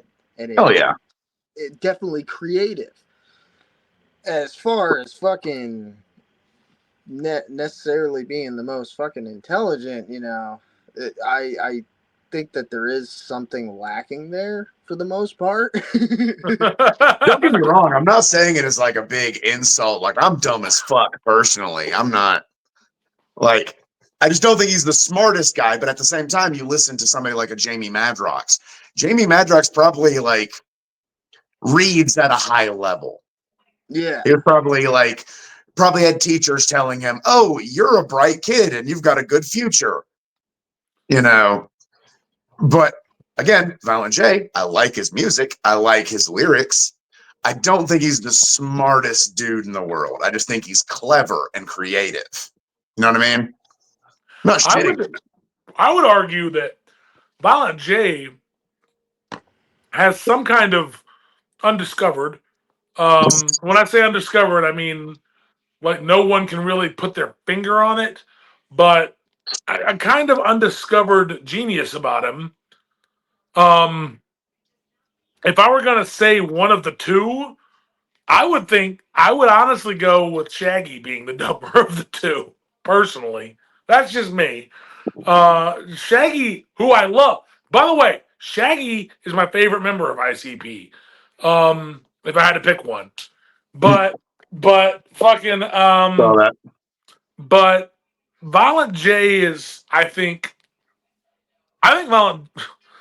This is gonna sound fucked up, but I think Violent J is manipulative, and I don't think you can be manipulative without being pretty smart on some level. Again, this is like I don't even know that Violent J knows where he's smart, but I think he is smart somewhere because I don't think any of this would have happened without Violent J. I think he really laid all this down in a way that, like, I don't think it would have happened without him. I think he really is kind of the mastermind behind all of this shit that we're talking about today. Well, there's definitely the nationalization. There's the difference between street smart and fucking book smart. You know, he exactly. can be smart in the sense that he knows how to make the fucking music and how to get it done. But he could be dumb as shit when it comes down to fucking, oh, here's a book, can you tell me about it? And then 3 hours later, he hasn't gotten past the title. Yeah. Exactly. That's what I meant by, like, unlearned versus stupid. I don't think he's stupid. I think he's unlearned. And therefore, he does things like, you know, tries to prove the existence of Bigfoot. But like, you know, I don't see him as stupid. I see Shaggy as a goofball. I love Shaggy, like I said, but he's kind of a goofball. You know what I mean? Like, and it becomes, the more you watch the Shaggy show, I think the more clear it becomes how truly uneducated Shaggy is. But you know, again, it's not like it's hard to say that without it sounding like a diss, but it's not a diss because he's endearing in a way because of that to me. You know what I mean? But you know, clearly, as far as book smarts, vocabulary, etc., you know, Twisted are much more. I don't know. They're much more articulate. Yeah, they're much more articulate. That's my thing. It's like I think there's an intelligence to the lyrics that I appreciate. And that's the different sort of flavors between the two acts that I like. Yeah, I absolutely. like ICP. So, like, it's dumb a lot of times. Like, it's entertaining, it's well written in a way that I like, it's funny, but a lot of times, like, the concept is dumb or the actual words used, buddy, that's not how that word works. But well, you could actually point to Jamie Madrox because I don't think he was. I don't think I have tried to parse this so many times and I can't do it. I don't think Jamie Madrox means what he think he means in Dark Lotus on Tales from the Lotus Pod when he says self-defecation is a beautiful art. I'm pretty sure he meant to say like self-mutilation or self-deprecation. Either one of those would have worked. But he said self-defecation, which is shitting yourself. You know? you're not wrong. Point, obviously, point on the board for sure. That line gets me every single time. It's so stupid. But I guarantee it is something like that. Is he meant to say, like, he wrote self-deprecation? They said that doesn't make sense though. That doesn't make any sense. Defecation works in the rhyme scheme. Just put it in there. Fuck it, I shit myself. Whatever. By the way, as an aside, I just want to point out that the ABK version of that song I listened to the other day. By accident, mind you, because I've got Tales from the Lotus Pod, the original, on my phone. I can listen to it whenever I want. But I forgot to open the app that plays my FLAC files and open Spotify and hit Tales from the Lotus Pod. Like, completely forgot. And I started playing I Hurt Myself. And ABK, his verse on that song, I Hurt Myself, man, if you're a writer, that song is that verse is maddening. Okay? Like, first off, he says, why you still do you want to die? Do you need my help? It's the self-mutilation that you're bringing on yourself. Bro, that is a redundancy and a half. Self-mutilation that you're bringing on yourself. At another point, he's like, why you still breathing? Are you still alive? Motherfucker, if they're breathing, they're alive. But you could have just said, like, why are you still breathing? Why are you still alive? You know what I mean? Like, that would have worked so much better. That would have even been kind of funny. Like, why are you still alive? God damn it. Like, but also, he didn't understand the assignment, and the assignment was self-harm. That's what I hurt myself. The song is called I Hurt Myself. And if you listen to all the other verses, they all get it. But he is talking about killing someone else. Mm-hmm. The only time he really gets into self-mutilation is he says something like that explains all the scars on my throat. Yeah. The rest of it is him talking about killing someone else. I'm just like, did you even listen to this song or did you just write like a scary verse? That's the one. Well, yeah, I guarantee that was like, I've always assumed that when they went to re-release that album, it's like, oh fuck, we gotta fill these tracks, we gotta have new features on these. Shit, get him in the studio, write something fast. Yeah, because it was only like a year between the two. Yeah, and they got a whole album worth of features to do. Like, and I guarantee half of it he didn't write himself. He had like someone standing over and was like, no, it needs to be more like, it needs to fit the vibe of this album. Which is good. Yeah. They should do that. Like, you stick a Hollow Point verse in fucking a Dark Lotus track, it would be weird. Yeah. So, but at the same time, it's like, I guarantee there was like, just anything. Anything will work. Because Jay was so mad about being disrespected or whatever. Mars didn't even do anything. No. He didn't even do anything. He didn't want to fuck up his own career. What an asshole. Bash, what were you saying? He didn't do anything wrong. I watched the fucking interview he did on Tales from the Lotus podcast. Me too. Tales from the Pit. Yeah. Like I literally after watching that, I was like, yo, you got fucked for no reason. That interview is why I said Jay is manipulative. Mhm. Remember when he was like, Twist is mad at you because you're more talented than they are, or something to that effect, And I was like, and apparently he was telling Twisted the same thing. He was like, Mars is mad at you because he's more talented than you are. And like, what? I mean, like, why are you doing this? I don't know. I mean, I wasn't there for the recording of the album. I don't know that Violent J said that. Mars said that Jay said that. But I don't know why he would lie this far into the game. I mean, that interview was made 25 years after the album came out. Like, what does he have to lose? Or Keep talking. I'll gain? be right back. Sure. What does he have to lose or gain from it? You know what I mean? Well, now you have after it's been 30 plus years that they've been going. You now have fucking interviews coming out where people are saying like, you see the fucked up shit he's doing now. Yeah. This is what actually happened between us, and this is the reason why now I'm speaking up, because now y'all are seeing it firsthand, because everybody's seeing that everything now is on social media. Oh, we're plugged in, we're in the fucking cloud and all that. So it's like now having a voice, being able to talk about the shit that fucking happened 20 years ago. It's easier for somebody to get an interview like Mars to be heard on his side of it, because that's that whole fucking thing where they had two releases for it, and then the second one was fucking ABK. They had to throw Yeah. ABK into it. Like the Mars version was great. It was. I agree. I can't listen to the ABK version. Because like I was there. I was there when the fucking original came out. James was there. I can't speak to every juggalo watching this, but James and I not only were there, but we've been there for a long time when Tales from the Lotus Pod came out. So I heard the Mars version first, and vibed like a fucking motherfucker to that album. And then I did buy Revisited when it came out. I bought it at the Gathering, even.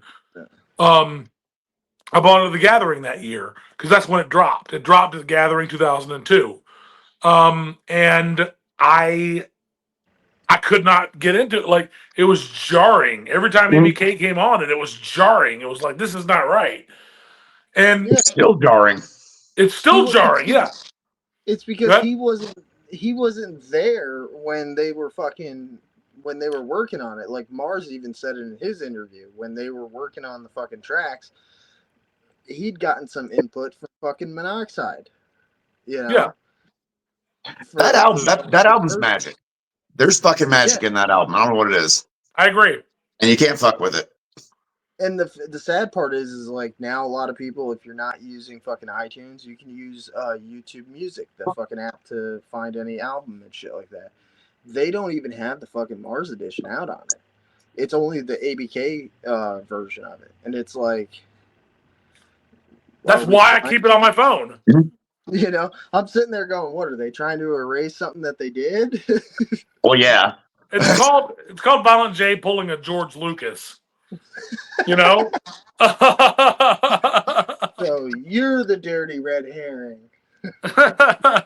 Which always confused the shit out of me because, like, I have this weird feeling that, like, all these other acts, like, Misery didn't leave Psychopathic under good terms, right? He did. He's like the only one Really? who left Psychopathic on good terms, I think. I broke the seal. I got to piss again, but I'm going to piss, and we're going to pull this full circle and finish it out, okay? All right. All right. I must be the only one that didn't piss during this video. I'll ask you, Bash. What do you think what's the floor for like the next tier down in the iceberg as far as like Juggalo artists go? That like shit that people don't know. Oh fuck. So right now, as it stands, like I said this earlier, I'm kind of battling the newer generation that's coming in, because they're all only used to fucking trap music right Mhm. now and trap beats and shit like that, and it's like some of them don't even acknowledge anything that came before Bang Pow Boom, which Ugh, is fucking hard. that hurts. What are we talking Yeah, about? that hurts. That hurts because Youngins. it's like Oh, the first ICP album I ever had was the Riddle Box, yeah. you know, and that to me was like a holy fucking grail item to me, you know, and Oh, to yeah. hear some younger kids say that they don't really pay attention to anything that happened before Bang Pow Boom and all the fucking trap beats that they're Doesn't that hurt? Doesn't it hurt? it literally makes me want to gouge my fucking eardrums out. Ugh. That album's not Listen, good. listen, younger juggalos. Listen to me. Listen to Uncle CDC over here, okay? Fucking, you gotta understand you're wrong. You're listening to it wrong, okay? I'm right. James is right. Bash is right. You're wrong. Care how many of you there are. I know Malenko is like maybe a little, like it seems a little overproduced. It's a little too it's a little too island. But like, come on, just listen to Riddlebox, listen to Ringmaster. There's stuff in Ringmaster's my there. favorite ICP album. That's the other thing, and I'm gonna put this out there. How many times have you guys had somebody walk up to you and be like, "Oh wait, you're a Juggalo," and then they hit you with, "Man, I love the Great Malenko." I bet you do. I'll bet you do. Yeah. I had the opposite of that the other day. I mentioned that I was going to be doing like part of this when one of the old scheduled ones, and so I was like getting my mind ready for it. And I said it was a Juggalo thing, and he gets so upset, right? And because he heard literally one Insane Clown Posse song, and apparently had like a neighbor that was a Juggalo, and that made him not like it. But he heard another love song and decided that their form of music was lazy. If another love song was the only track he heard, I would agree with him. I think he was upset about the whole, it's violence against women thing. But like, I think it was like he's taking like a moral stance on it. But I'm like, buddy, it's a good album, and that's one of their worst. But I'll still say it's a good album. One of their worst off the first 6, I assume you mean. Yeah, Yeah. one of the worst that I've heard. I would go personally just Josh CDC Josh, whichever one you prefer, however you like it. I'll give it to you however you like it, baby. However you like it. Ooh, Sorry, I just wet my pants. I've had a couple of these. This was to pay. These were to pay tribute to Blaze, by the way. Props to Blaze. Drinking 40s tonight. I would go Ringmaster. We're gonna have to do this. We're gonna have to all rank our cards, okay? So I would go. We gotta do it. I can put this in the description, and that'll make motherfuckers click on it. Just Joker's cards ranked, So I would go Ringmaster. Check this out. I'm not even kidding. I would go Ringmaster, Riddlebox, because I mean Riddlebox, like I said in my last video, the horrorcore video, Riddlebox is the definitive ICP album. Period, in my opinion. But that doesn't make it my favorite. My personal favorite is Ringmaster, Riddlebox, Jekyll Brothers, then Malenko, then Carnival of Carnage, then the Wraith and the other Wraith. So we're only doing the first 6? Yeah, first 6. Yeah. First 6 ranked. All right, so I look at the Wraith as it's a whole album. So I would go Wraith, Riddlebox. Then you got Ringmaster, Malenko, and then Carnival of Carnage is at the fucking bottom for me. I just I couldn't get into it, but I respect it because that was initially that with Dog Beats were like their fucking. This is where we're coming from. Okay. No, you're right. Carnival of Carnage has like 3 really good tracks on it. I think it goes for me. Starting at the best as the top. Riddlebox, Ringmaster, Malenko. No, Jekyll Brothers, Malenko, the Wraith. Okay. So Yeah. where's and then Carnival of Carnage? Yeah. Okay. Yeah, I That's fair. think so. That's fair. That's where I was sticking at because, like, I think I like more tracks on the Wraith than I like on Carnival of Carnage. If my buddy That's fair. sees this, he's gonna fucking cry because the Carnival of Carnage is his favorite album. Well, okay. You've got to give it up to Carnival of Carnage for this. The Esham production on it makes it a little better for me. Like Esham's intro that he made for him, you know, the Carnival of Carnage intro, the fucking you know, fucking great. I love that fucking intro. And his beat, only his beat, and I mean only his beat on Black in Your Eyes is amazing. Yeah. But the lyrics, it's literally just about beating women. It was the hard. 90s. It's hard for me to really vibe with a song that's just about beating women for the sake of beating women. That goes into an argument that a lot I've seen on fucking the internet lately, and it's like Shaggy has openly admitted this. The shit that they did on COC, you don't hear them doing or saying any of that shit now. And it's because they were young and crazy at that time. You know, That's evolved. Even Redneck Ho, where he's like, "Don't say shit, nasty slut." Like, that doesn't sound like an ICP line.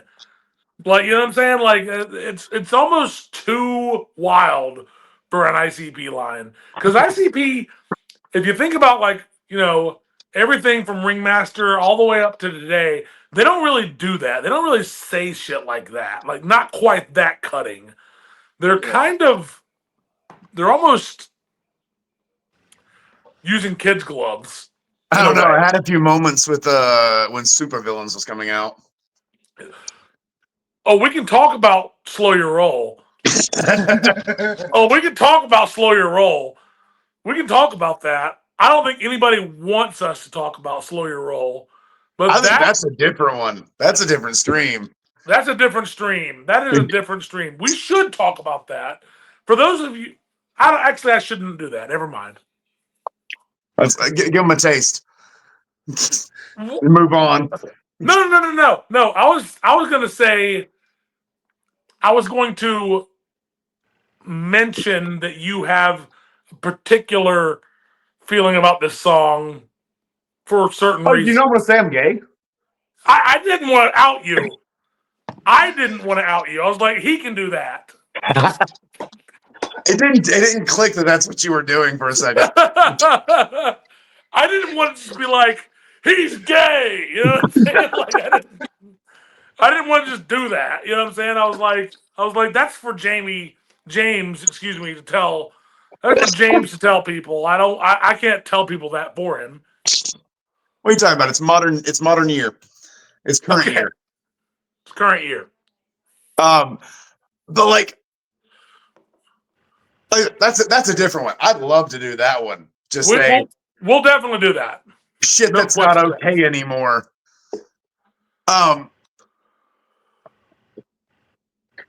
Oh, my phone is at 4% though.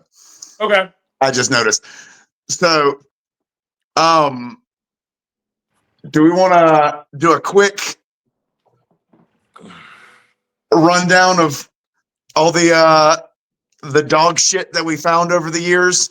Okay, so Mars with the S, not the Z. Not the guy who was in Dark Lotus, but a different guy called Mars. You're going to notice a pattern here. I opened up a show for him once. Not only can I say his music is trash, but he's dog shit. fuck that guy. Nice. Like I could talk so much shit about so many of these guys that I won't do because I'm friends with some people who wouldn't like it. I'm actually friends, and I've even done songs with some people who are friends recently that wouldn't like it. So I don't want to. We're traveling with Jamie to. Where are we going with James? My charger. Oh, All right. your charger. Okay. I'm taking Fair a enough. piss. There we go. Okay. Let him piss on the live stream. We don't care. I just looked I up can and I saw talk my so battery's at much. 2. I could talk so much personal shit about a lot of horrorcore artists that I've met and played shows with that I'm not going to do because I'm friends with people who are other horrorcore artists that I care about and I don't want to do it. You know what I'm saying? Like Yeah. I don't want to throw like they're friends with the people I would talk shit about. So I don't want to throw relationships in the balance. Okay? Well, I mean, like, we can talk. I was gonna say, like, I was just like throwing out names like Sick Side Fuck and Six Side. I yeah, don't know anything about them. like I all really this don't. dog shit that we like I danced tried to around. I tried to find Six Side. I tried to find their music. I couldn't do it. I couldn't It's on remember how they Spotify. spelled it. It's on Spotify. Is it? Because in prep for this, I was like, I'll listen to Sick Side. It's like, oh yeah, it's fucking terrible. What is it? Like I can't remember any of it, and I don't. I couldn't remember how they spelled it. I just know there's a lot of Y's. Six Side. Yeah. Okay. Honestly, while we were having this discussion, who did the Dead Baby song? A lot of horrorcore rappers. No, do you remember what I'm talking about? No. Okay. There was a girl recently that was doing a Dead Baby song, and she was swinging on a chain from her belt buckle, baby doll that was covered in blood. Sounds A sick. few years ago, yeah, she was opening up for ICP, and then they brought her to the fucking gathering. It was for Hall of Wicked back in 2021. Okay. Was it Blase Rose? No, no, surprisingly, I almost expected it out of her, but she wasn't on the lineup. Okay, Josh, Yo. you and I were standing in line to see Twisted. Yep. Mirror Mirror Tour. Mirror Tour. Yep, I remember. And someone handed us a mini disc that contained the Dead Baby song. Boy, I don't remember it. That I don't know why, but that when we were talking about all this, it just burst into the back of my head. I was like, "Oh fuck, that was a thing that we laughed about for weeks." Because even back then, we were like, "This is derivative trash." Yeah. Like we knew what they were doing. But it's just like this. It's just so on the nose. I remember listening to it. I mean, we put it in one time, and it was just like, "Yeah, I make bread with dead babies." It's like this shit sucks. You made it sound like the giant from the Jack and the Beanstalk story was rapping. All right, take it back. That rules. Yeah, kind of. I'm gonna make that I'm gonna be a horrorcore. I'm gonna change my rap name. I'm gonna become a horrorcore rapper. My whole gimmick is that I'm the fucking giant from Jack and the Beanstalk. That's gonna be my gimmick. Bedlam. Bedlam. Oh God, I did that too. Here's the thing about you said a name, and I would bring up Spotify and try and find it, and then go, "Oh God." Yeah. Bedlam was real bad, but really, honestly, I thought Bedlam just kind of sounded like a HOK ripoff. And it's kind of legit because they're from Detroit. Are they? Yeah, they're actually from Detroit. Prozac of Bedlam went on to make Project Deadman with Mikey Clark. I do like Project Prozac. Deadman was a pretty good record. They only made like one record, but it was pretty good. Yeah. Who else was there? I already shit talked Wolfpack. Fuck Wolfpack. Whatever Something happened? wicked that way went. That's such a good joke. I love it. Did somebody have a diss track against them? I could talk about that, but I won't. Somebody had a really good diss track against Wolfpack. Dude Computer. It was Dude Computer. Because Dude Computer, aka Mitch, my homie, was in Wolfpack for a hot minute. I didn't know that part. Yeah, he was in Wolfpack for a minute, and he crazy hated Daddy Longlegs. Which Wolfpack toured on the American Psycho tour with ICP, Twisted, Blaze, everybody. You know, like they have played a lot of gatherings too. Like they're pretty legit in terms of that Juggalo world we know and love. So that was actually a pretty serious diss track. And you won't find it on YouTube, but if you know how to play your cards right, if you can find me on Reddit, message me on Reddit, and I will send it to you. Okay? I'll just text you later. Be like, can you please send this to me? Yeah, you can. Oh yeah, that's what it's gonna be. It's like, hey Josh, send me that. You're a behind the scenes. You're on the stage. You get to fucking do that. You know. I meant all the people watching this. Oh yeah. Yeah, I'll send you both the diss track. It ain't no problem at all. But and when I say diss track, I mean it's as good as like Kill Shot or fucking, you know, he fucking murdered Daddy Longlegs on that track. Like murdered him. I think he even mentioned that he was a pedophile in it. I think so, actually. I think he did. I can't remember entirely, but I've still got the album. I've got it saved on my Dropbox, so I'll happily send you the link. Yeah. But yeah, fucking dude Computer was way ahead of his time, in my opinion. I really liked his stuff. I wish he was horrorcore. We could talk more about him on this. Yeah, he's not horrorcore. He's not horrorcore. He was more funny rap. Yeah. He leaned more into the funny than the horror. Like, stuff was good, though. Like, when you just pop it, it's like, hey, here's this guy from PT. And it's like, oh, shit, this rules. Yeah. Him and I hung out, you know, briefly, not a whole lot, but some at the gatherings. But we were, you know, he made a song for Jaymes. Where'd you go? Give me a second. Okay. I'm good.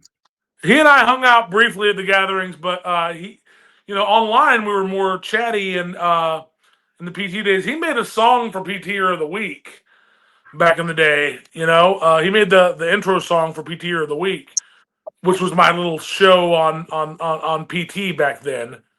But I had a little show on PT where I would interview different psychopathic traders, and you know. Anyway, that's a long story. Bedlam was not good. Six Side was not good. Wolfpack was not good. Bobby Knight made me want to kill myself. Yeah, I don't know if I even remember that. I think he was like in Six Side. Okay. Maybe. He's the high-pitched one. I don't even remember, bro. I really don't. Oh, I only remember because I was trying to listen to this for homework. Well, there was also Psychopathic, and they got as far as being in Murder Dog magazine. I don't see. You said that one, and I don't remember it at all. They were real early. They were like 98, 99, you know what I mean? Okay. But it was just two white kids, you know, from the suburbs, I think. And I don't know, man. Like they just, you know, they weren't They weren't good. I remember listening to like there's one of their songs that sounded like a bad version of Secondhand Smoke. Bash, you got any horrorcore artists you want to mention? That are bad. Good or bad, it don't matter. We just can't think of any good ones. I'm just gonna sit here and listen because there's only one name that comes to mind, and it's because I fucking actually no, I will say Wacko the fucking kid sucks. I haven't listened to him. What's he like? More trap. It's just more trap, auto tune, and I sit there and I fucking Okay. Why have you forsaken us? Like, I don't know him. I've listened to a few Ouija Mac songs. Cannot get into it. I might have even listened to like 10 Ouija Mac songs altogether. And I can't I'll be get real. into it. I don't think I've heard a single fucking piece of Ouija Max music other than one of those ciphers. Bless you. It's got a cool look. Good I'll for tell you right you. now. I think his looks cool. He looks a little bit like Machine Gun Kelly, but I don't know. I like the Death Bloom shirt. I think that looks cool. I don't know. I don't get the hate, but I also don't. I know that I haven't listened to it, so I can't really make a real opinion. He fucking sucks, dude. Imagine somebody that says the same 4 lines repetitively using old ICP sound bits, and then doing Really? that. Yeah. Sounds terrible. It is. Okay. I sat there and I literally thought to myself, could somebody just go to his house in California with a fucking shovel and end our misery? It's like I see everything I see about him is like, oh, he's a vegan. And I'm like, that doesn't tell me his music's bad. Like, I can make fun of him on a personal level, but like that, you're not telling me the music's bad. And everyone's saying the music's bad. Well, that But word is bad. I couldn't name one song by him, not even one. But I know I've listened to it. I saw him for the first time. I saw him on the Riddlebox 20th anniversary tour. yeah, That's the first time I saw him. And I saw him again on the Fearless Fred Fury tour. And I thought he was trash. His live show was trash both times. But as far as his music goes, I can't even remember. It's not memorable enough to even recollect one bit of it. I can't even tell you one bit of it. Like, and this is something that I saw and I ended up posting a clip of it. Fucking, when you need to get fans behind you and you're on stage and the best thing you can think of is to pull out like a stack of singles like that and just start throwing it into the crowd, that to me is kind of fucked up. I watched Wacko just do that recently, fucking at one of the JCW live events. And I was like, if you watch before he started throwing the money, he wasn't getting a reaction. Then he started getting a reaction till people found out that he was throwing $1 bills at him. yeah. We can talk about Kid Crusher, Oh yeah, Australian Juggalo rap. I don't even know that one. Yeah, So we're getting into that's- international now. Okay. that dude, he's actually pretty good. I do know that, like, because of the time difference, they can't. They've been trying to get him for years for the gathering, and it's like the fucking time difference for him and shit like that is, it's hard. Oh, get up early, bitch. Yeah, really. Come on now. The thing is People- that the gathering, unless you're on like the main stage, I learned this the hard way. If you want to play the gathering, at least for a while, I don't know if it's still that way, but for a while, you had to buy a fucking ticket to it. And I was like, well, I ain't going to spend fucking, hundreds of dollars on a fucking 20-minute set. So I didn't play it. My boys in Edified did though. They played, which I just recently made a track with Edified, or excuse me, about a year and a half ago, it seems recently, made a track with half of Edified. They played The Gathering. F. Dukes, I've played several shows with. He's from North Carolina. He was on that Tunnel Runners album that came out in 2008 from Psychopathic. Okay. I played several shows with him. He and I both opened up for Boondocks in 2013. And he's a good dude, you know. F. Dukes, though, you know, Class, Claas. It's spelled. He was a big name in the Juggalo community for a while. Again, I didn't look him up before this. Can't remember. But as long as we get these names mentioned, I'm trying to throw out as many names as I can. You can't say I didn't mention them. Okay, well, we're bringing up a lot of like modern stuff. Okay, what can you red pill me on Kung Fu Vampire? I guess. I saw him open for Twisted on the Slaughterhouse tour in 2009. I don't know. Okay.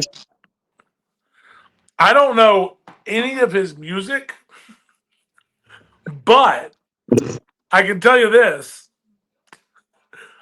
Mark, who was supposed to be on this chat, and he didn't join.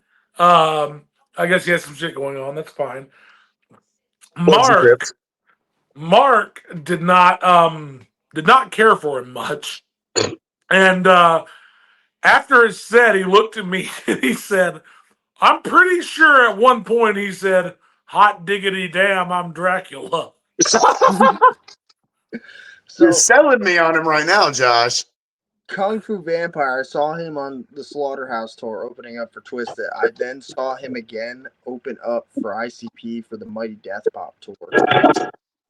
And I remember the look that he had from the Slaughterhouse tour. Shaved head, fucking his beard is all the way down, painted, fucking straight white all the way over.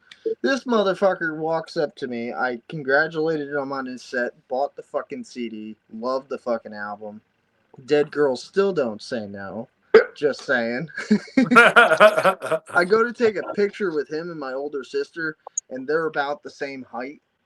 He Right? turns around right as we're getting ready to snap the picture and bites my sister's tit. Wow. Yeah. That's commitment to the gimmick. Yeah. Yeah. Then literally a few years later, I see him on that Mighty Death Pop tour, opening up for ICP. He grew his fucking hair out, cut the beard down, and he's not wearing the face paint or anything anymore. And he's like yelling at everybody in like his little Igor voice, going, "Move out of the fucking way so I can do a backflip to the bar." And I'm sitting there going, "Everybody move. I gotta see this." Wait, so what's his look now? Because I think I've only ever seen him like shaved head, no face paint. He looks like he's so he's got like a giant poof ball on top of his fucking head now.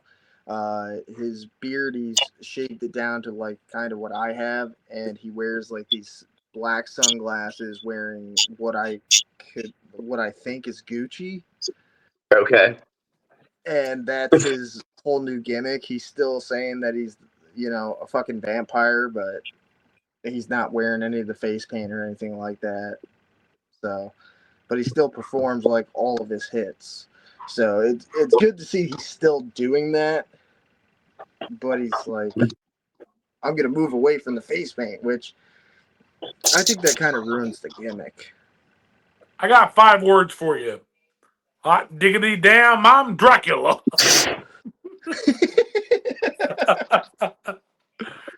I got him to sign my flyer. Hot diggity damn, I'm Dracula. Fuck yeah. And proceeded to lose it in the parking lot. That sounds about right. Yeah. I like left it there or something by accident. I left it on the top of the car and we drove off or something. I don't know what happened, but I lost it. But I just remember Marcus looking at me and going, "Did he say hot diggity damn, I'm Dracula?" And like I started laughing uncontrollably. I don't know why, but I lost my fucking shit in that crowd. Like I was pinched like this, you know what I mean? By the crowd. And I was laughing my ass off. Slaughterhouse tour, man, that was a good tour. I still got the shirt for it. Hell yeah. Hell yeah. So Fucking man, I can remember Reveille, the new metal band, opening up for Twisted on the Mirror tour. Remember that, James? Yeah. I remember fucking man, I remember so many I remember Potluck. Y'all remember Potluck? Either one of y'all? yep, I Yeah. saw them Opening on up for both those Twisted tours. way back in the day. Dude, it's funny because like they were actually really good, and I remember their song "Shut the Fuck Up" was a banger. They were kind of like a spin-off of Cottonmouth Kings almost or something, Yeah, if memory they serves. they used to get so much shit for that, but they also had like their own fucking, I don't want to say sound, but they had their own type of feel when it came down to it. I feel Who like are they we kind of came forgetting? Is there out anyone we're forgetting? I know there's people we're forgetting, the but Clue. Oh, the you told me Clue. Cage was too fucking. Wait, what was that? Oh man, the Clue. James, are you familiar with the Clue? I don't think I am. So Jared from Head PE is back in the 80s, he had a really interesting band. Yeah. I don't want to say bad because if you listen to the music, technically speaking, it wasn't that bad. But if you look at it, Jared's in like purple spandex. You're selling me. You gotta look it up. You just gotta look it up on YouTube, you know. Type Okay. in Head PE the Clue. You'll find it. You know, it's real easy to find. Juggalos gave him so much shit about that he fucking quit the whole Juggalo community. Yeah. That's Like what it he was. lost his mind about it. If he would have just been chill and like, you know, played a little the Clue at the gathering, everybody would have been cool. But he acted like a bitch about it. He acted like a straight bitch about it. And you can't do that with Juggalos. You gotta lean into your bullshit, you know. This Yeah. is a funny story for you. So I first saw him open up for ICP in Bang Pow Boom. 2008. Yeah, that was the Yeah, I saw first time I that. saw him. I saw that tour.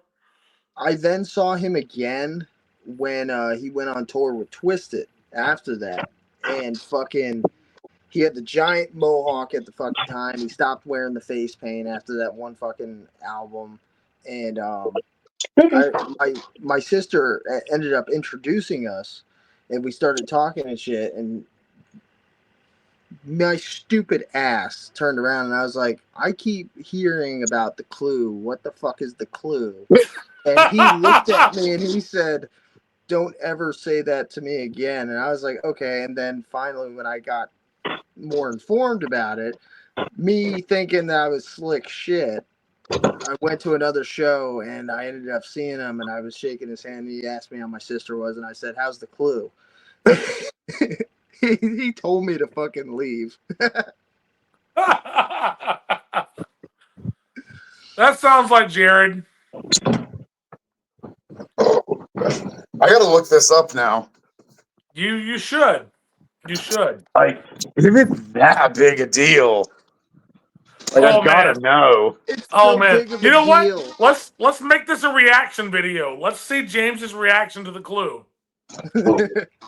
It's Shit. so big of a fucking deal that ICP ended up getting a fucking Clue cover band for the fucking gathering, and they kept saying, "Oh, well, Jared's gonna be fucking performing the Clue," and that pissed him off even more. That was so great.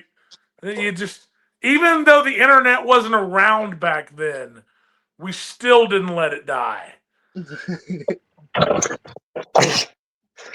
Oh, I feel like I've missed some part of like culture.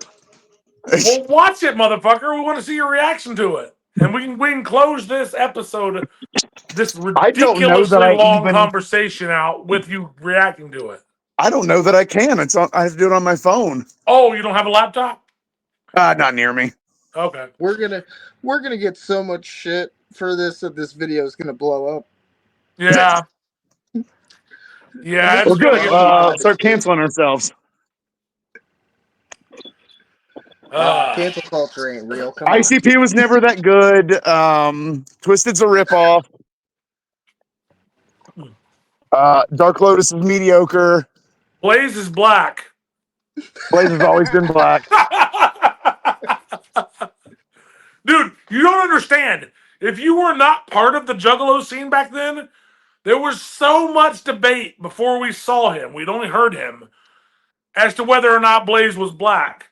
And then our first visual of him was in the fucking We Don't Die video. Yeah. And it was no clearer because he was wearing pantyhose over his head. We could not figure it out. Like there was, I don't care what anybody says, there was mad debate over whether he was black or white. Oh, we had no clue for a long time. 100% because my father asked me the same thing when he heard Blaze rap for the first time. He was like, "Is this dude black?" Right? Like, no, he's a very tall white man that has a deep voice. Very tall. I have hung out with Blaze more than anybody else in Psychopathic. And Blaze is crazy tall. He is freakishly tall. Anyway, I think we got to end this now. I'm fixing the thing here. Yeah, we're gonna end this. I think. I think we've had a good talk. We have mentioned Obscure Horrorcore to some degree, not as much as we're supposed to. But come on, what are we gonna talk about? I suggested bringing up something like Cage, but you told me it was too mainstream. Oh, Cage! Yeah, listen to Cage's fucking movies for the blind, if nothing else. It's a good album. Don't worry, everybody. There will be a part 2. We need to do we could do this for hours. We really could. We could go on about Juggalo shit for hours. We actually would have on my channel that one day if you didn't have to get up and leave. Well, I actually had to go to my fucking to my pharmacy that day, or it was gonna close. And fucking, let me tell you something about CDC. CDC needs a Xanax. I'll tell you straight up. I don't hide shit. Okay, CDC needs a Xanax, or he has problems. It's all right. My wife is the same thing. There you go. I don't feel ashamed. I can talk about addiction on here. I ain't scared. My wife she gets kind of upset when I mention certain things, and I'm like, "What? It was funny." Whatever, dude. We're juggalos. We all got problems. I ain't worried about talking about that on here. Yeah, really. Thanks, both of you, so much for joining. You made this stream, both of you made this stream infinitely better than it would have been just me talking about it by myself. That said, there's a reason I'm a solo artist. And it's because I know how to not fuck shit up. So most of my other videos will be solo. But I want to do more of these discussions because they're fun, if nothing else. Oh yeah, this is a good time. Hell yeah. Hell yeah. Sorry, I was dragging my dog down there for the last 5 minutes. Honestly, I feel like both Bash and Jaymes, both of you guys contributed a lot. And like I said, I really thank you guys for joining me. It really has been fun. I don't know how many people are going to watch this 2 hour and 30 fucking minute episode. But that's fine. If nobody watches it, like I said, we had fun. I had fun. Fuck them. Yeah, we're gonna die someday. We'll be dead. What's the point of living if you're not having fun? You know. So whatever. That's right. Shit. Hey, 10 years from now, it's gonna have 1 million views, and you're gonna look at it and be like, "Fuck, where were all those views before?" The algorithm's gonna kick it up. 100 years from now, we'll be dead. So fuck that. I'm gonna rock with the dead. All right, y'all, take it easy. Peace. I'm gonna go get real drunk now. Later.